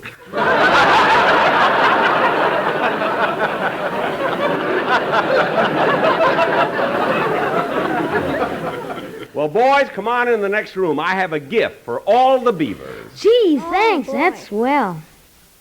By the way, Mr. Benny, don't forget your promise to come over to the Beavers' annual party we're giving this Friday night. Oh, I'll be there. You know, this year we're going to have girls, and we're going to dance with them and play Spin the Bottle in Post Office. Gee, I bet you can hardly wait. Yeah, I want to see what's so great about it.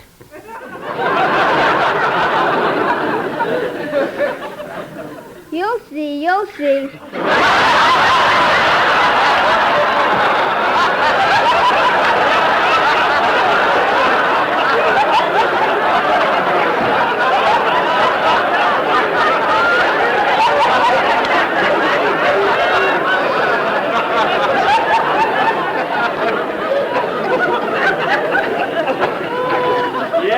Yes, you will, Stevie.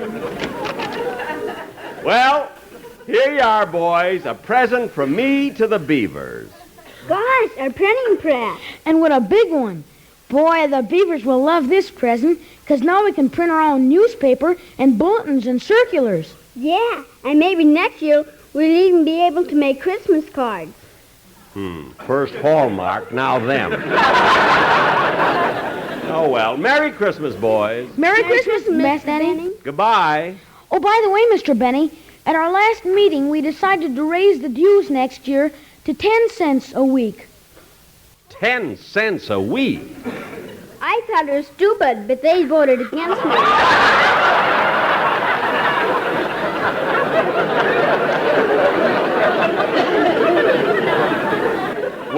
I'm going to use my veto.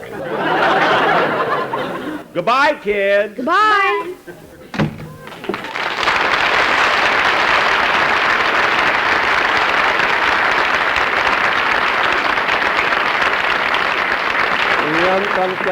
Jingle bells, jingle all the way. Gosh, those kids are cute.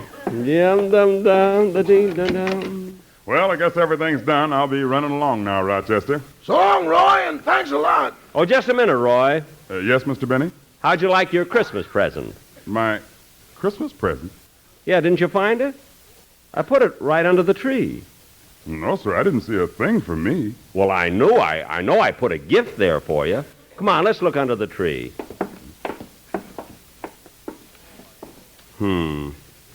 Roy, you'll have to get it next week. Maybe Remley will roll off of it by then. Meanwhile, Merry Christmas. Same to you, Mr. Benny. Say, boss, what's this Christmas package doing up on the mantel? It has no name on it. Let me see it. Oh, my goodness, I forgot to deliver it. I better do that right now. Who's it for? Ed, the man who guards my vault. I'll take it to him right now. I'm going down to my vault, Rochester, and I'll be right back if there are any calls for me.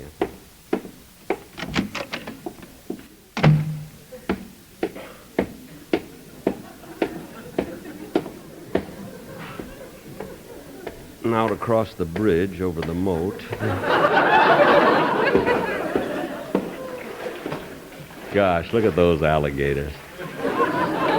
They make wonderful guards. Especially this one right under the bridge. Say, what's that swimming behind her? Oh, my goodness, I must call Luella Parsons. She's had a blessed event. Isn't that cute? Well, I got to get into my vault.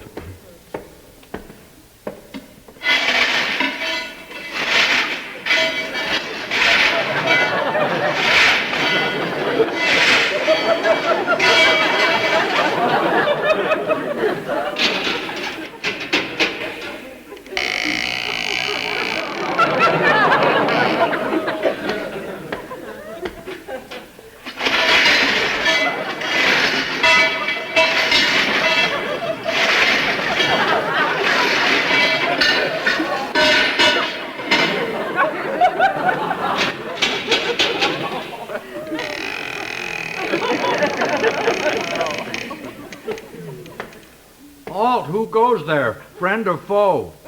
Friend. What's the password? Cleaner, fresher, smoother.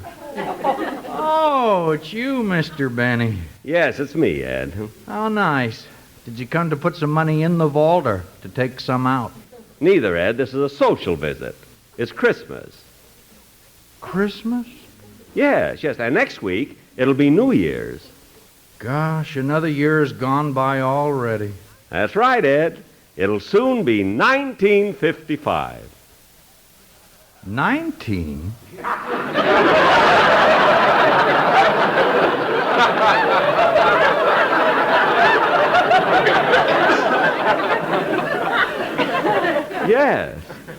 Yes, Ed. Now, I just came down to give you your Christmas present. My, this is exciting. May I open it? I wish you would. Oh, gosh, just what I've always wanted. An umbrella.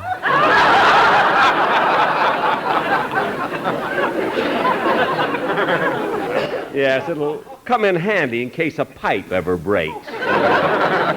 Well, I gotta get back, Ed. See you soon. Thanks for coming down. It's always a pleasure to see somebody. Yes. Goodbye, Ed. Goodbye. Funny, I forgot to open the safe.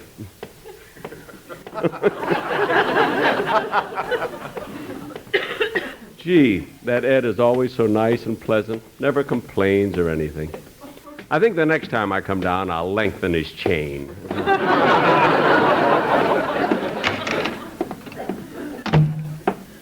Oh, Rochester, were there any calls for me? No, but while you were down in the vault, Malin Merrick, your musical arranger, came in. He's waiting for you in the den.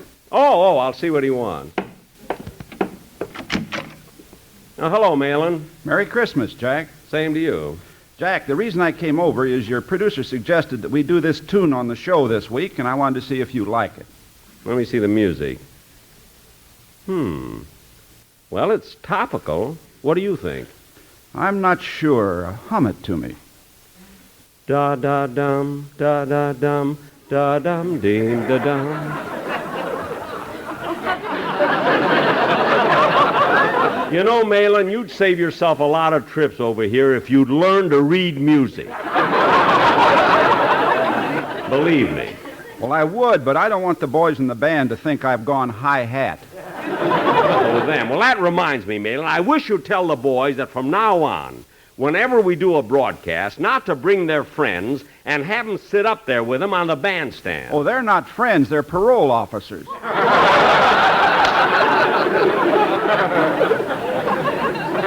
Parole officers? Yes, and it's bad for the music, too. Huh? Those handcuffs keep the trombone player from hitting low notes. That's what I mean. See if you can do something about it, will you? Excuse me, Malin, I have to answer the door. Jingle bells, dum-dum-ding, dum-bum-bum. Merry Christmas, Jack. Merry Christmas, Don. Come on in. Oh, Merry Christmas, Malin. Same to you, Don. Did you get a lot of presents this year? I'll say I got the greatest collection of wild ties and gaudy sports shirts you've ever seen. Gosh, I'll be busy all next week exchanging gifts. Me too. People certainly send you silly things, don't they? Yeah, unless they know you very well, like my wife. She's the one person who gave me a useful gift. What'd she give you? A side of beef. No. Yes. Don, a whole side of beef? Were you able to get it in your freezer? I don't have a freezer, so I made a sandwich.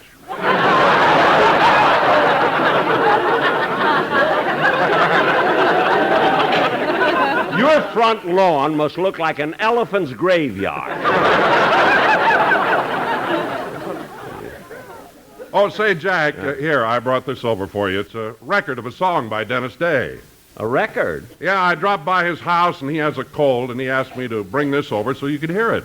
Gee, I hope he feels all right. Oh, he'll be okay. Okay, let's hear the song. Put it on the phonograph, Don. Okay.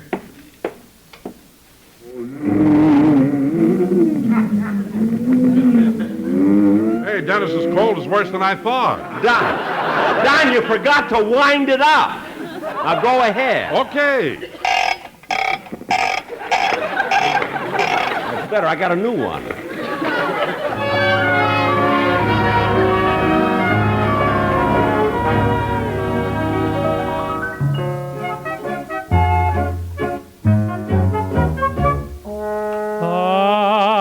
The girl that I marry will have to be as soft and pink as a nursery. The girl I call my own will wear satins and laces and smell of cologne. Her nails will be polished, and in her hair she'll wear a gardenia, and I'll be there instead of flitting.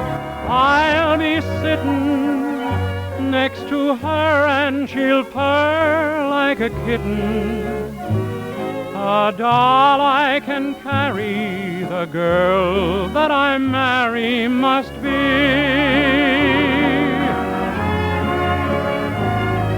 Her nails will be polished, and in her hair she'll wear a gardenia, and I'll be there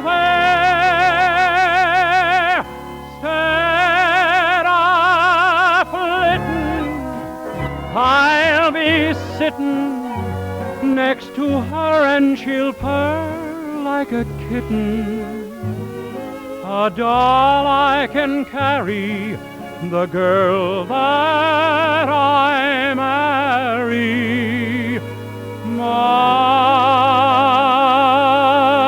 be.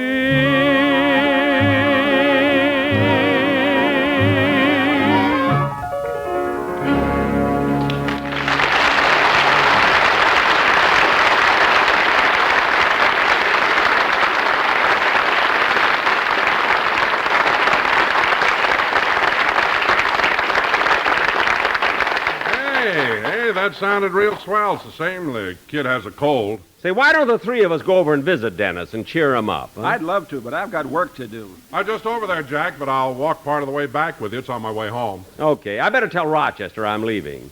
Oh, Rochester! Yes, boy? I'm going over to Dennis Day's house. Shall I get the car out? No, I'm going to walk. Coward! Stop making cracks about my car. You'd think that... Shall I answer the phone, boss? No, I'll get it. You just keep doing what you're doing. Thanks, I'm resting.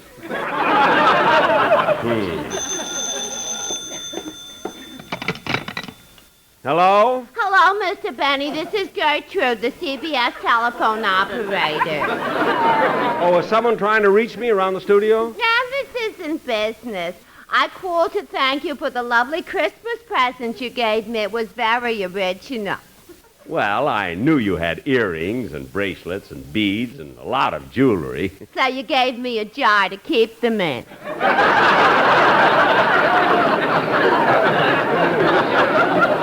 Yeah, but first eat the mayonnaise. It's delicious. By the way, Gertrude, if Mabel wants to thank me for the present I gave her, you can put her on the phone. Mabel's not here right now. Oh, where is she? As she went to the dentist, your gift didn't fit her.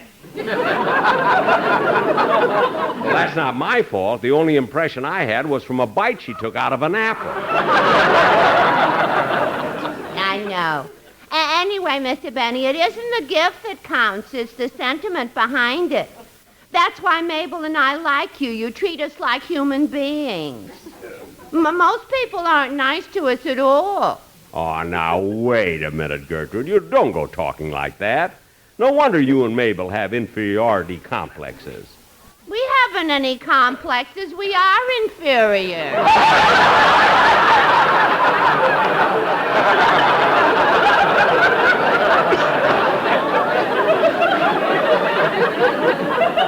Oh. Well, thanks again and Merry Christmas. Merry Christmas to you, too, Gertrude. Okay, Don, let's go. Hey, where's Malin? He went out while you were talking on the phone. Oh, well, Rochester, I'll be back in time for dinner. Mr. Benny. Huh? Did you forget to thank Mr. Wilson for the gift he gave you? Oh, I'm glad you reminded me. Don, I want to thank you for that lovely sunbeam toaster you gave me. You're welcome, Jack. I was wondering if you needed one. Need one? Before we got that, we used to toast our bread with genuine sunbeams. Never mind. Come on, Don. I'll be back in time for dinner, Rochester.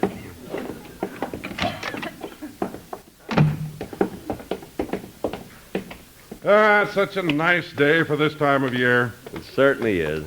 And I love to walk, especially on a sunny day, you know. Oh, Jack, look at that beautiful bird on your lawn. Ah, look, he's hopping over to us. Come on, Birdie. Come here.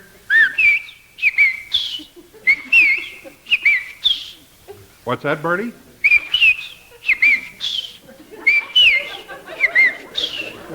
Well, what do you know? He said LSMFT. That's right, Birdie. Lucky Strike means fine tobacco. Say, you're a smart bird.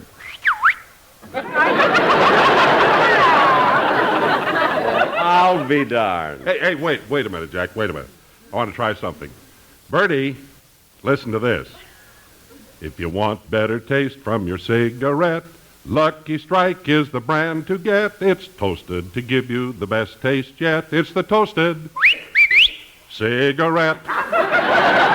Oh, this is amazing. Look, he's flying away. You think he'll come back again? Only if he needs work.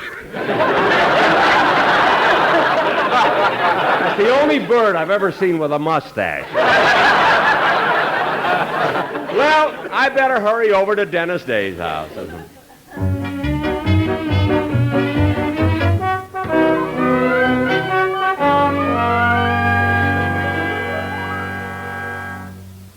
Say, Mother. Gee, Mother, I wish I could get rid of this cold. Well, if you'd only take this medicine, son, it would help you a lot. But I don't like that medicine. Are you sure it's good? Certainly. When I was a working girl, I always used to take it. Did you have a lot of colds then? All the time. I guess that was on account of where you worked. That's right. The only time I ever got any fresh air and sunshine was when John L. Lewis called a strike.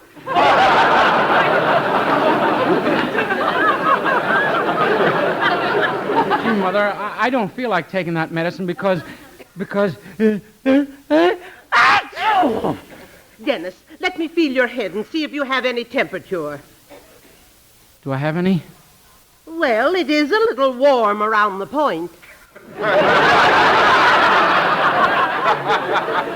I'll probably be up in a day or so. Son, shall I get you another hot water bottle? No, thanks. I already drank 3 of them, and I don't feel any better. Oh, for heaven's sakes, Dennis. You were supposed to put them on your feet. Now she tells me. Oh, there's someone at the door. Jingle bells, jingle all. Oh, gee, I love Christmas time. It always reminds me of that wonderful Christmas we had when Dennis was 8 years old. That was the year he ran away from home. Jingle bells, jingle bells. Oh, hello, Mrs. Day. Merry Christmas. What do you want?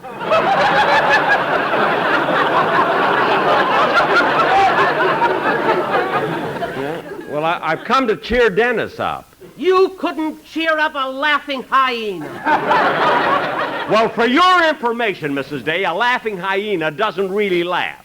What sounds like laughter is just a peculiarity of the hyena's vocal cords. Well, it takes one to know one.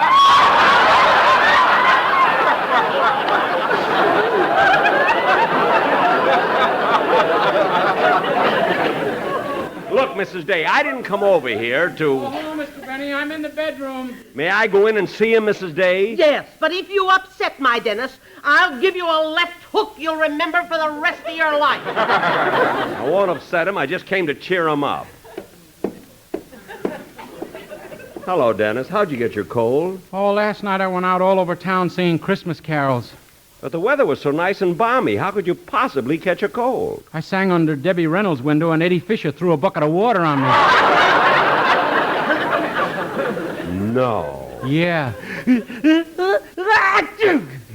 Gee, Dennis, it's awfully stuffy in here. Shall I open a window? You can't. I nailed them all shut because I walk in my sleep. I didn't know that. Yeah. One night last week, I walked all over town. I finally wound up in the Brown Derby. Boy, was I embarrassed. Well, I should imagine with all those people there and you in your pajamas. Who wears pajamas?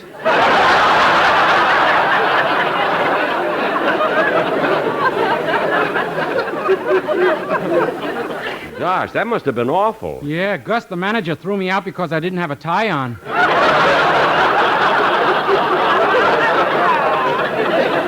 Oh, well, I don't blame him. Here, Dennis, I brought you some soup. Mrs. Day, that's a hot water bottle. He likes it that way.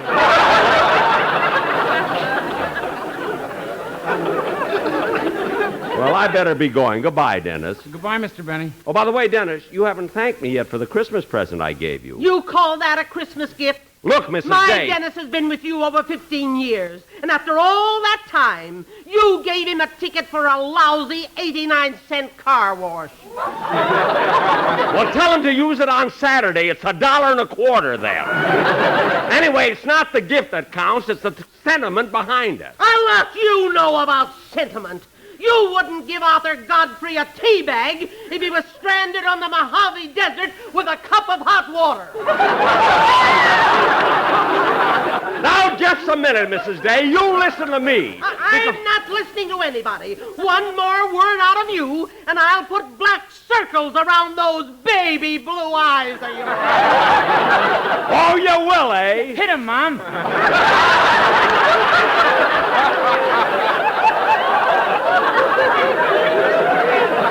What? Our television set is broken, and I haven't seen a good fight in weeks. Well, I settled it. I came over here out of the goodness of my heart. I wanted to cheer up Dennis because the poor kid is sick. And all I get out of it is insults. Pow, right in the kisser. I'm very fond of Dennis, Mrs. Day, and I've been very good to him all these years. And you should be the last one. Shut up! That settles it. I'm going home. Happy New Year! Happy New Year!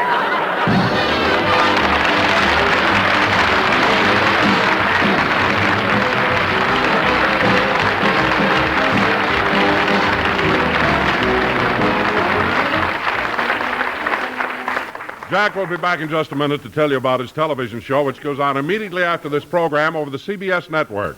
But first, here's a word for anyone who enjoys a good cigarette. Well, I guess everybody knows Robert Montgomery was for years a famous movie star. And now he's a star in television. Matter of fact, his TV show is sponsored by Lucky Strike. He told folks that he didn't have to smoke Luckies for that reason, but he does anyway. Let me give you his own words on the subject. I smoke Luckies and have for years. I like the way they taste. Yep, those are Robert Montgomery's own words. And they sure make a lot of sense. Luckies do taste better. They taste better because LSMFT, Lucky Strike, means fine tobacco. Fine, light, naturally mild tobacco. And then that fine tobacco is toasted. Yes, it's toasted to taste better. It's toasted. The famous Lucky Strike process tones up Lucky's naturally mild, good-tasting tobacco to make it taste even better. Cleaner, fresher, smoother. What do you do? So the very next time you buy cigarettes, friends, be happy. Go Lucky. Make your next carton Lucky Strike. Remember, it's toasted to taste better.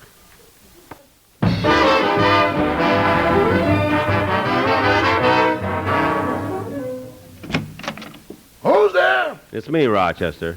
How's Dennis Dane? Oh, he's all right. Want me to get you something to eat? No, I don't feel hungry. Gosh, I don't know what to do. I think I'll just sit here and watch television. Turn it on, will you, please? Okay. From Television City in Hollywood, the Jack Benny program presented by Lucky Strike. Oh, my goodness, that's me. I'm supposed to be on TV in a few seconds. So long, Rochester.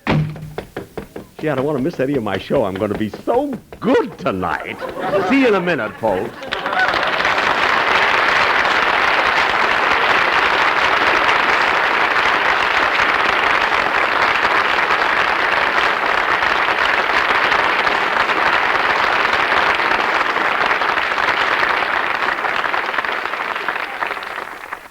"71 years ago, Jack Benny on Classic Radio Theater with Wyatt Cox. Let's check in and see what the surprise is for Claudia. Next.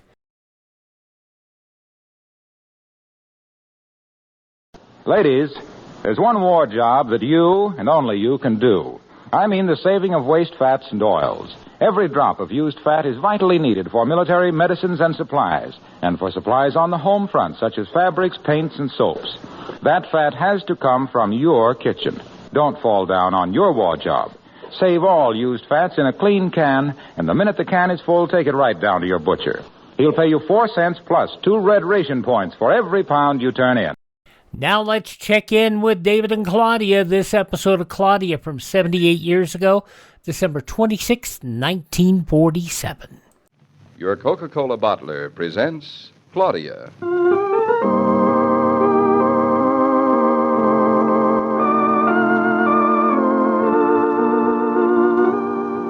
Claudia, based on the original stories by Rose Franken.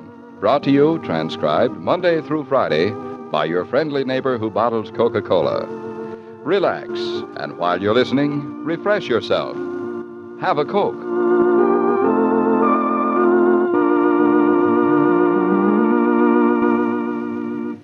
And now, Claudia.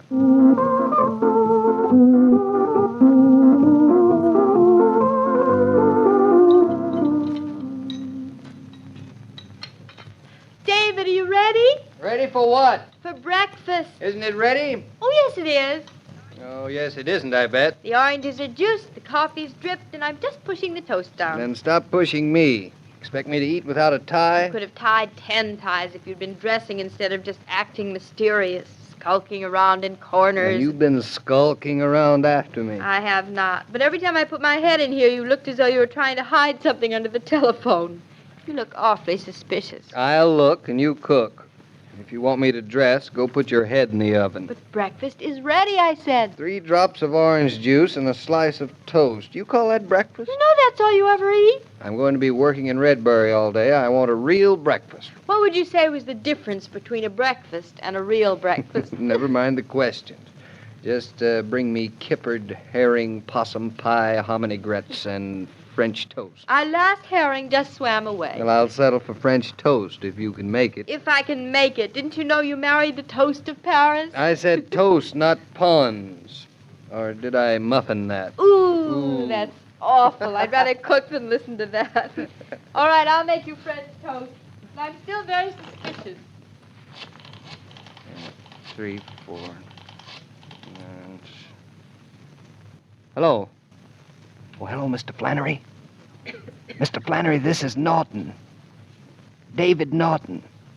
I'm sorry I have to talk so low. Oh, I can't talk any louder. Mr. Flannery, Monday's my wife's birthday, and I'm trying to surprise her. Oh, David, Now, listen to me, Kelly.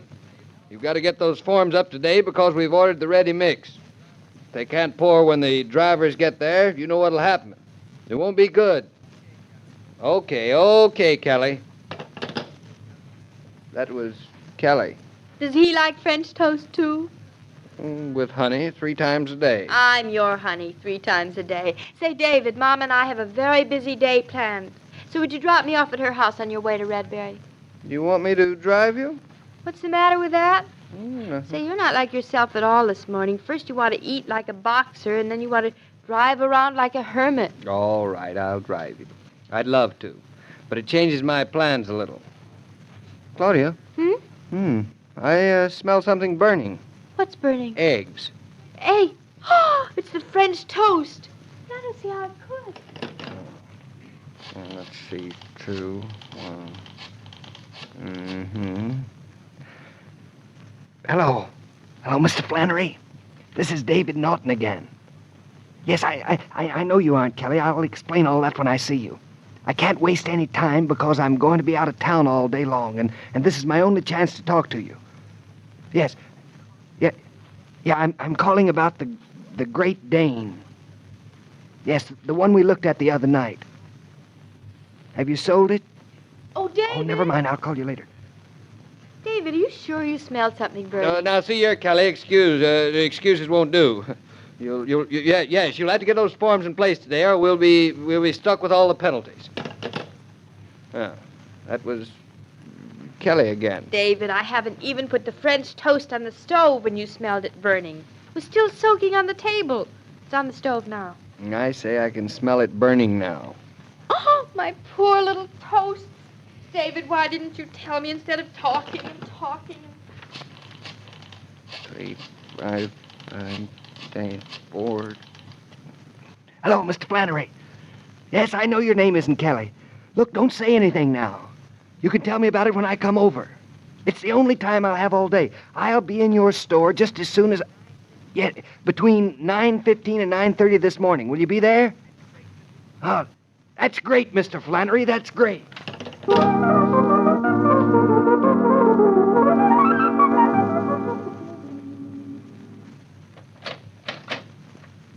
Claudia, is that you? Expecting somebody else? No, I've been hoping. I'm expecting the laundry. How's the parrot? Surly, he hasn't had a decent meal for 3 days. Well, we'll go right down to Mr. Flannery's pet shop and buy him a little box of birdseed. And listen, besides, Mama, you ought to thank Mr. Flannery for your present. Say, what do you think David's going to give me for my birthday? He hasn't told me. He hasn't? Maybe it'll be a surprise. Maybe he won't give you anything. That would be a nice surprise.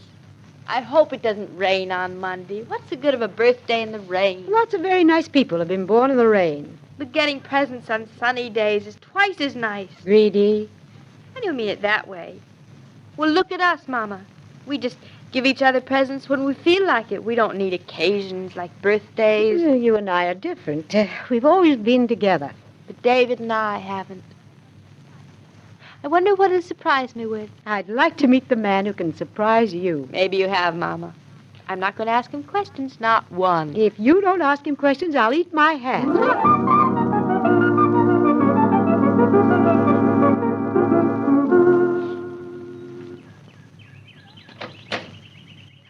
Mr. Flannery. Oh, my, it's Mrs. Norton. Well, I certainly am surprised to see you. You remember my mother, don't you, Mr. Flannery? Your mother? Oh, yes, indeed, your mother. Of course I remember your mother. I remember everyone who's nice to kittens. Good morning, Mrs. Brown. Good morning, Mr. Flannery. Mom and Solomon have had the most wonderful talks, Mr. Flannery. They've become really intimate. Ah, you'll find Solomon more interesting the more you know, Mrs. Brown. He's such a widely travelled bird, I call him. Marco Polo with feathers. But poor old Marco Polo isn't getting anything to eat, Mr. Flannery. He isn't? Well, no. As a matter of fact, we came here to get another box of parrot food for him. Mrs. Brown, I can't tell you how glad I am to hear that you are so fond of Solomon. I don't want to see him starve, at any rate. Well, now, here's a box of our finest bird seed. And if that parrot hasn't eaten since yesterday, may I suggest you accept it as a gift and hurry right home and feed him. Parrots can be very nasty when they aren't fed, and I wouldn't waste a minute. You're very generous, Mr. Flannery. It's a parting gift to my old friend Solomon. Oh, I miss him. Now, oh my, it's almost 9:30, and I must feed the canaries, and I know you ladies have a busy day ahead of you, so I won't ask you to stay a minute longer. But I hope you will come back again some other time. You go right ahead and feed the canaries, Mr. Flannery. Can I watch? Mama loves animals. Mama loves kitchen curtains more. Goodbye. Now, come along. Really, Claudia, the minute you step foot in a pet shop, you go mad. I'm coming. Goodbye, Mr. Flannery, and thanks. Goodbye. Goodbye. Hello, Mr. Flannery. Oh, dear. Oh, I'm sorry I was so late. I had a terrible time finding a place to park. He isn't sold yet, is he? David. Hello, David. Oh, well, so you're here. I knew it was going to be this kind of a morning. David, aren't you happy to see me? Thrilled. It's been so long. Good morning, Mother. Good morning, David. Good morning, Mr. Norton. And you too, Mr. Flannery. The top of the morning to you. Well, that takes care of that. Now, what do we say? David, the ladies dropped in to buy some birdseed for the parrot. They were just leaving, Mr. Norton. Well, I was certainly lucky to come in just when I did, wasn't I? Timed it perfectly. I think so. Say, why aren't you in Redbury? What are you doing here? Me? Oh, I just happened to be driving by. Yes? So I dropped in to say hello. You always do this? Oh, every now and then I get an uncontrollable urge to say hello. Hello. Hello. Now, what are you doing here? Claudia, Hello. you've just saved me from eating my hat. What do you mean? Questions. Oh, this hasn't anything to do with that other thing, Mama. This was hardly a question. Besides, there's no law against my asking perfectly innocent questions. Well, the pets and I won't take any more of your time now, but maybe we can look forward to seeing you later, Mr. Norton. Mr. Flannery, that reminds me.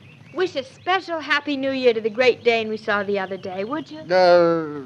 What Great Dane? Don't you remember him? The one we saw the night we bought Mama the parrot. Oh, you mean that junior great buffalo. He's probably just as stupid as he is big. Probably much smarter than you are. Well, who wants a dog that's smarter than his owner? It's bad enough that he's bigger. I want him, that too. Can't we get him, David? Another question. Can't we get him, David? You got a small stable to keep him in? We've got an extra room. That room is reserved for Mr. Young Norton to be. Wouldn't you feel a lot safer if you knew I had a real dog like that to protect me? Claudia. He'd probably start wrestling with you the first day. I'm sure Dr. Rowland would love that. He's not a wrestling dog. He's a walking dog. But does he know it? He must. Oh, David. He's just the way you'd be if you were a dog. Strong and graceful and sure of himself. He'd never say anything wrong. There's one great difference between Mr. Norton and the Great Dane. The Great Dane is soul. No. Oh, that's terrible. He's soul? Soul. I'm sorry I didn't get a chance to say so sooner, Mr. Norton, but I've already sold the Dane, and I don't think I'll ever have another one like him. Well, that settles that. Now what?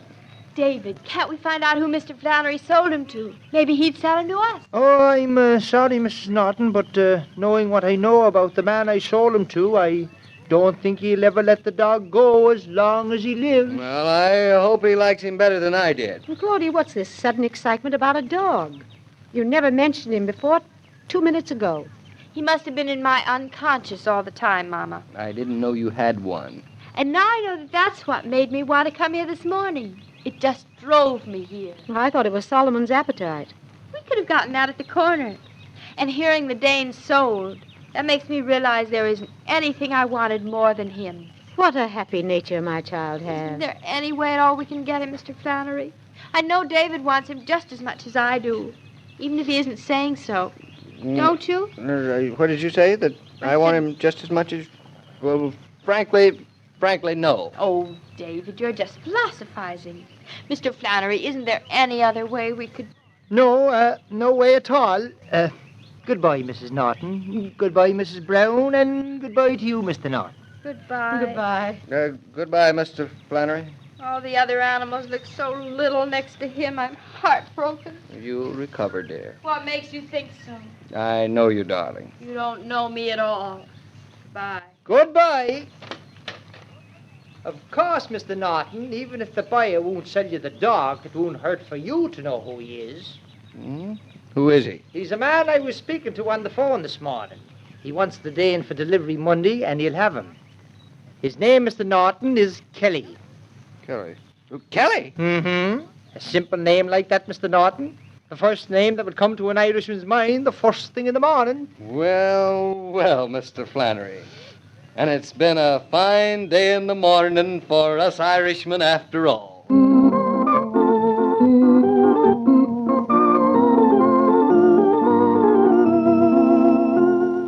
These programs star Kathryn Bard as Claudia and Paul Crabtree as David.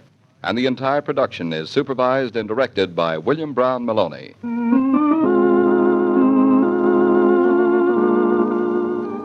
During this festive season, if the young folks want to have parties, by all means let them. Where there's open house, there's usually goodwill and zest for living.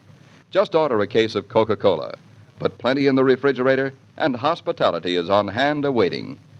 No matter whether your fixins are hearty hamburgers, fancy salads and sandwiches, or simple crackers or nothing at all. Where there's Coke, there's a party you can enjoy too.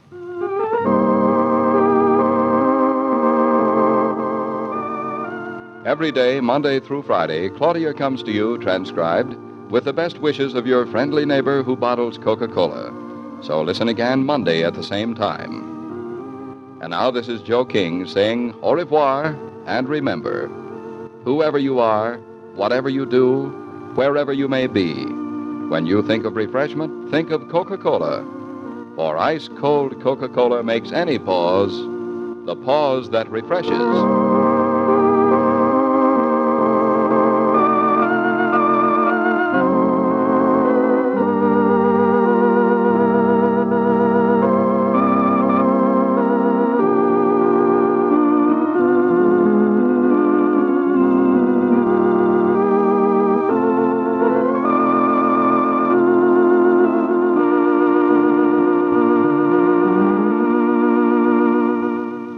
Oh dear, Claudia, 78 years ago, December 26, 1947, on Classic Radio Theater with Wyatt Cox. Join us for our Saturday show. Jimmy Stewart is a six-shooter and the tale of Cora Plummer Quincy. Also have Gun Will Travel John Daner. Hey boys, gonna get hitched.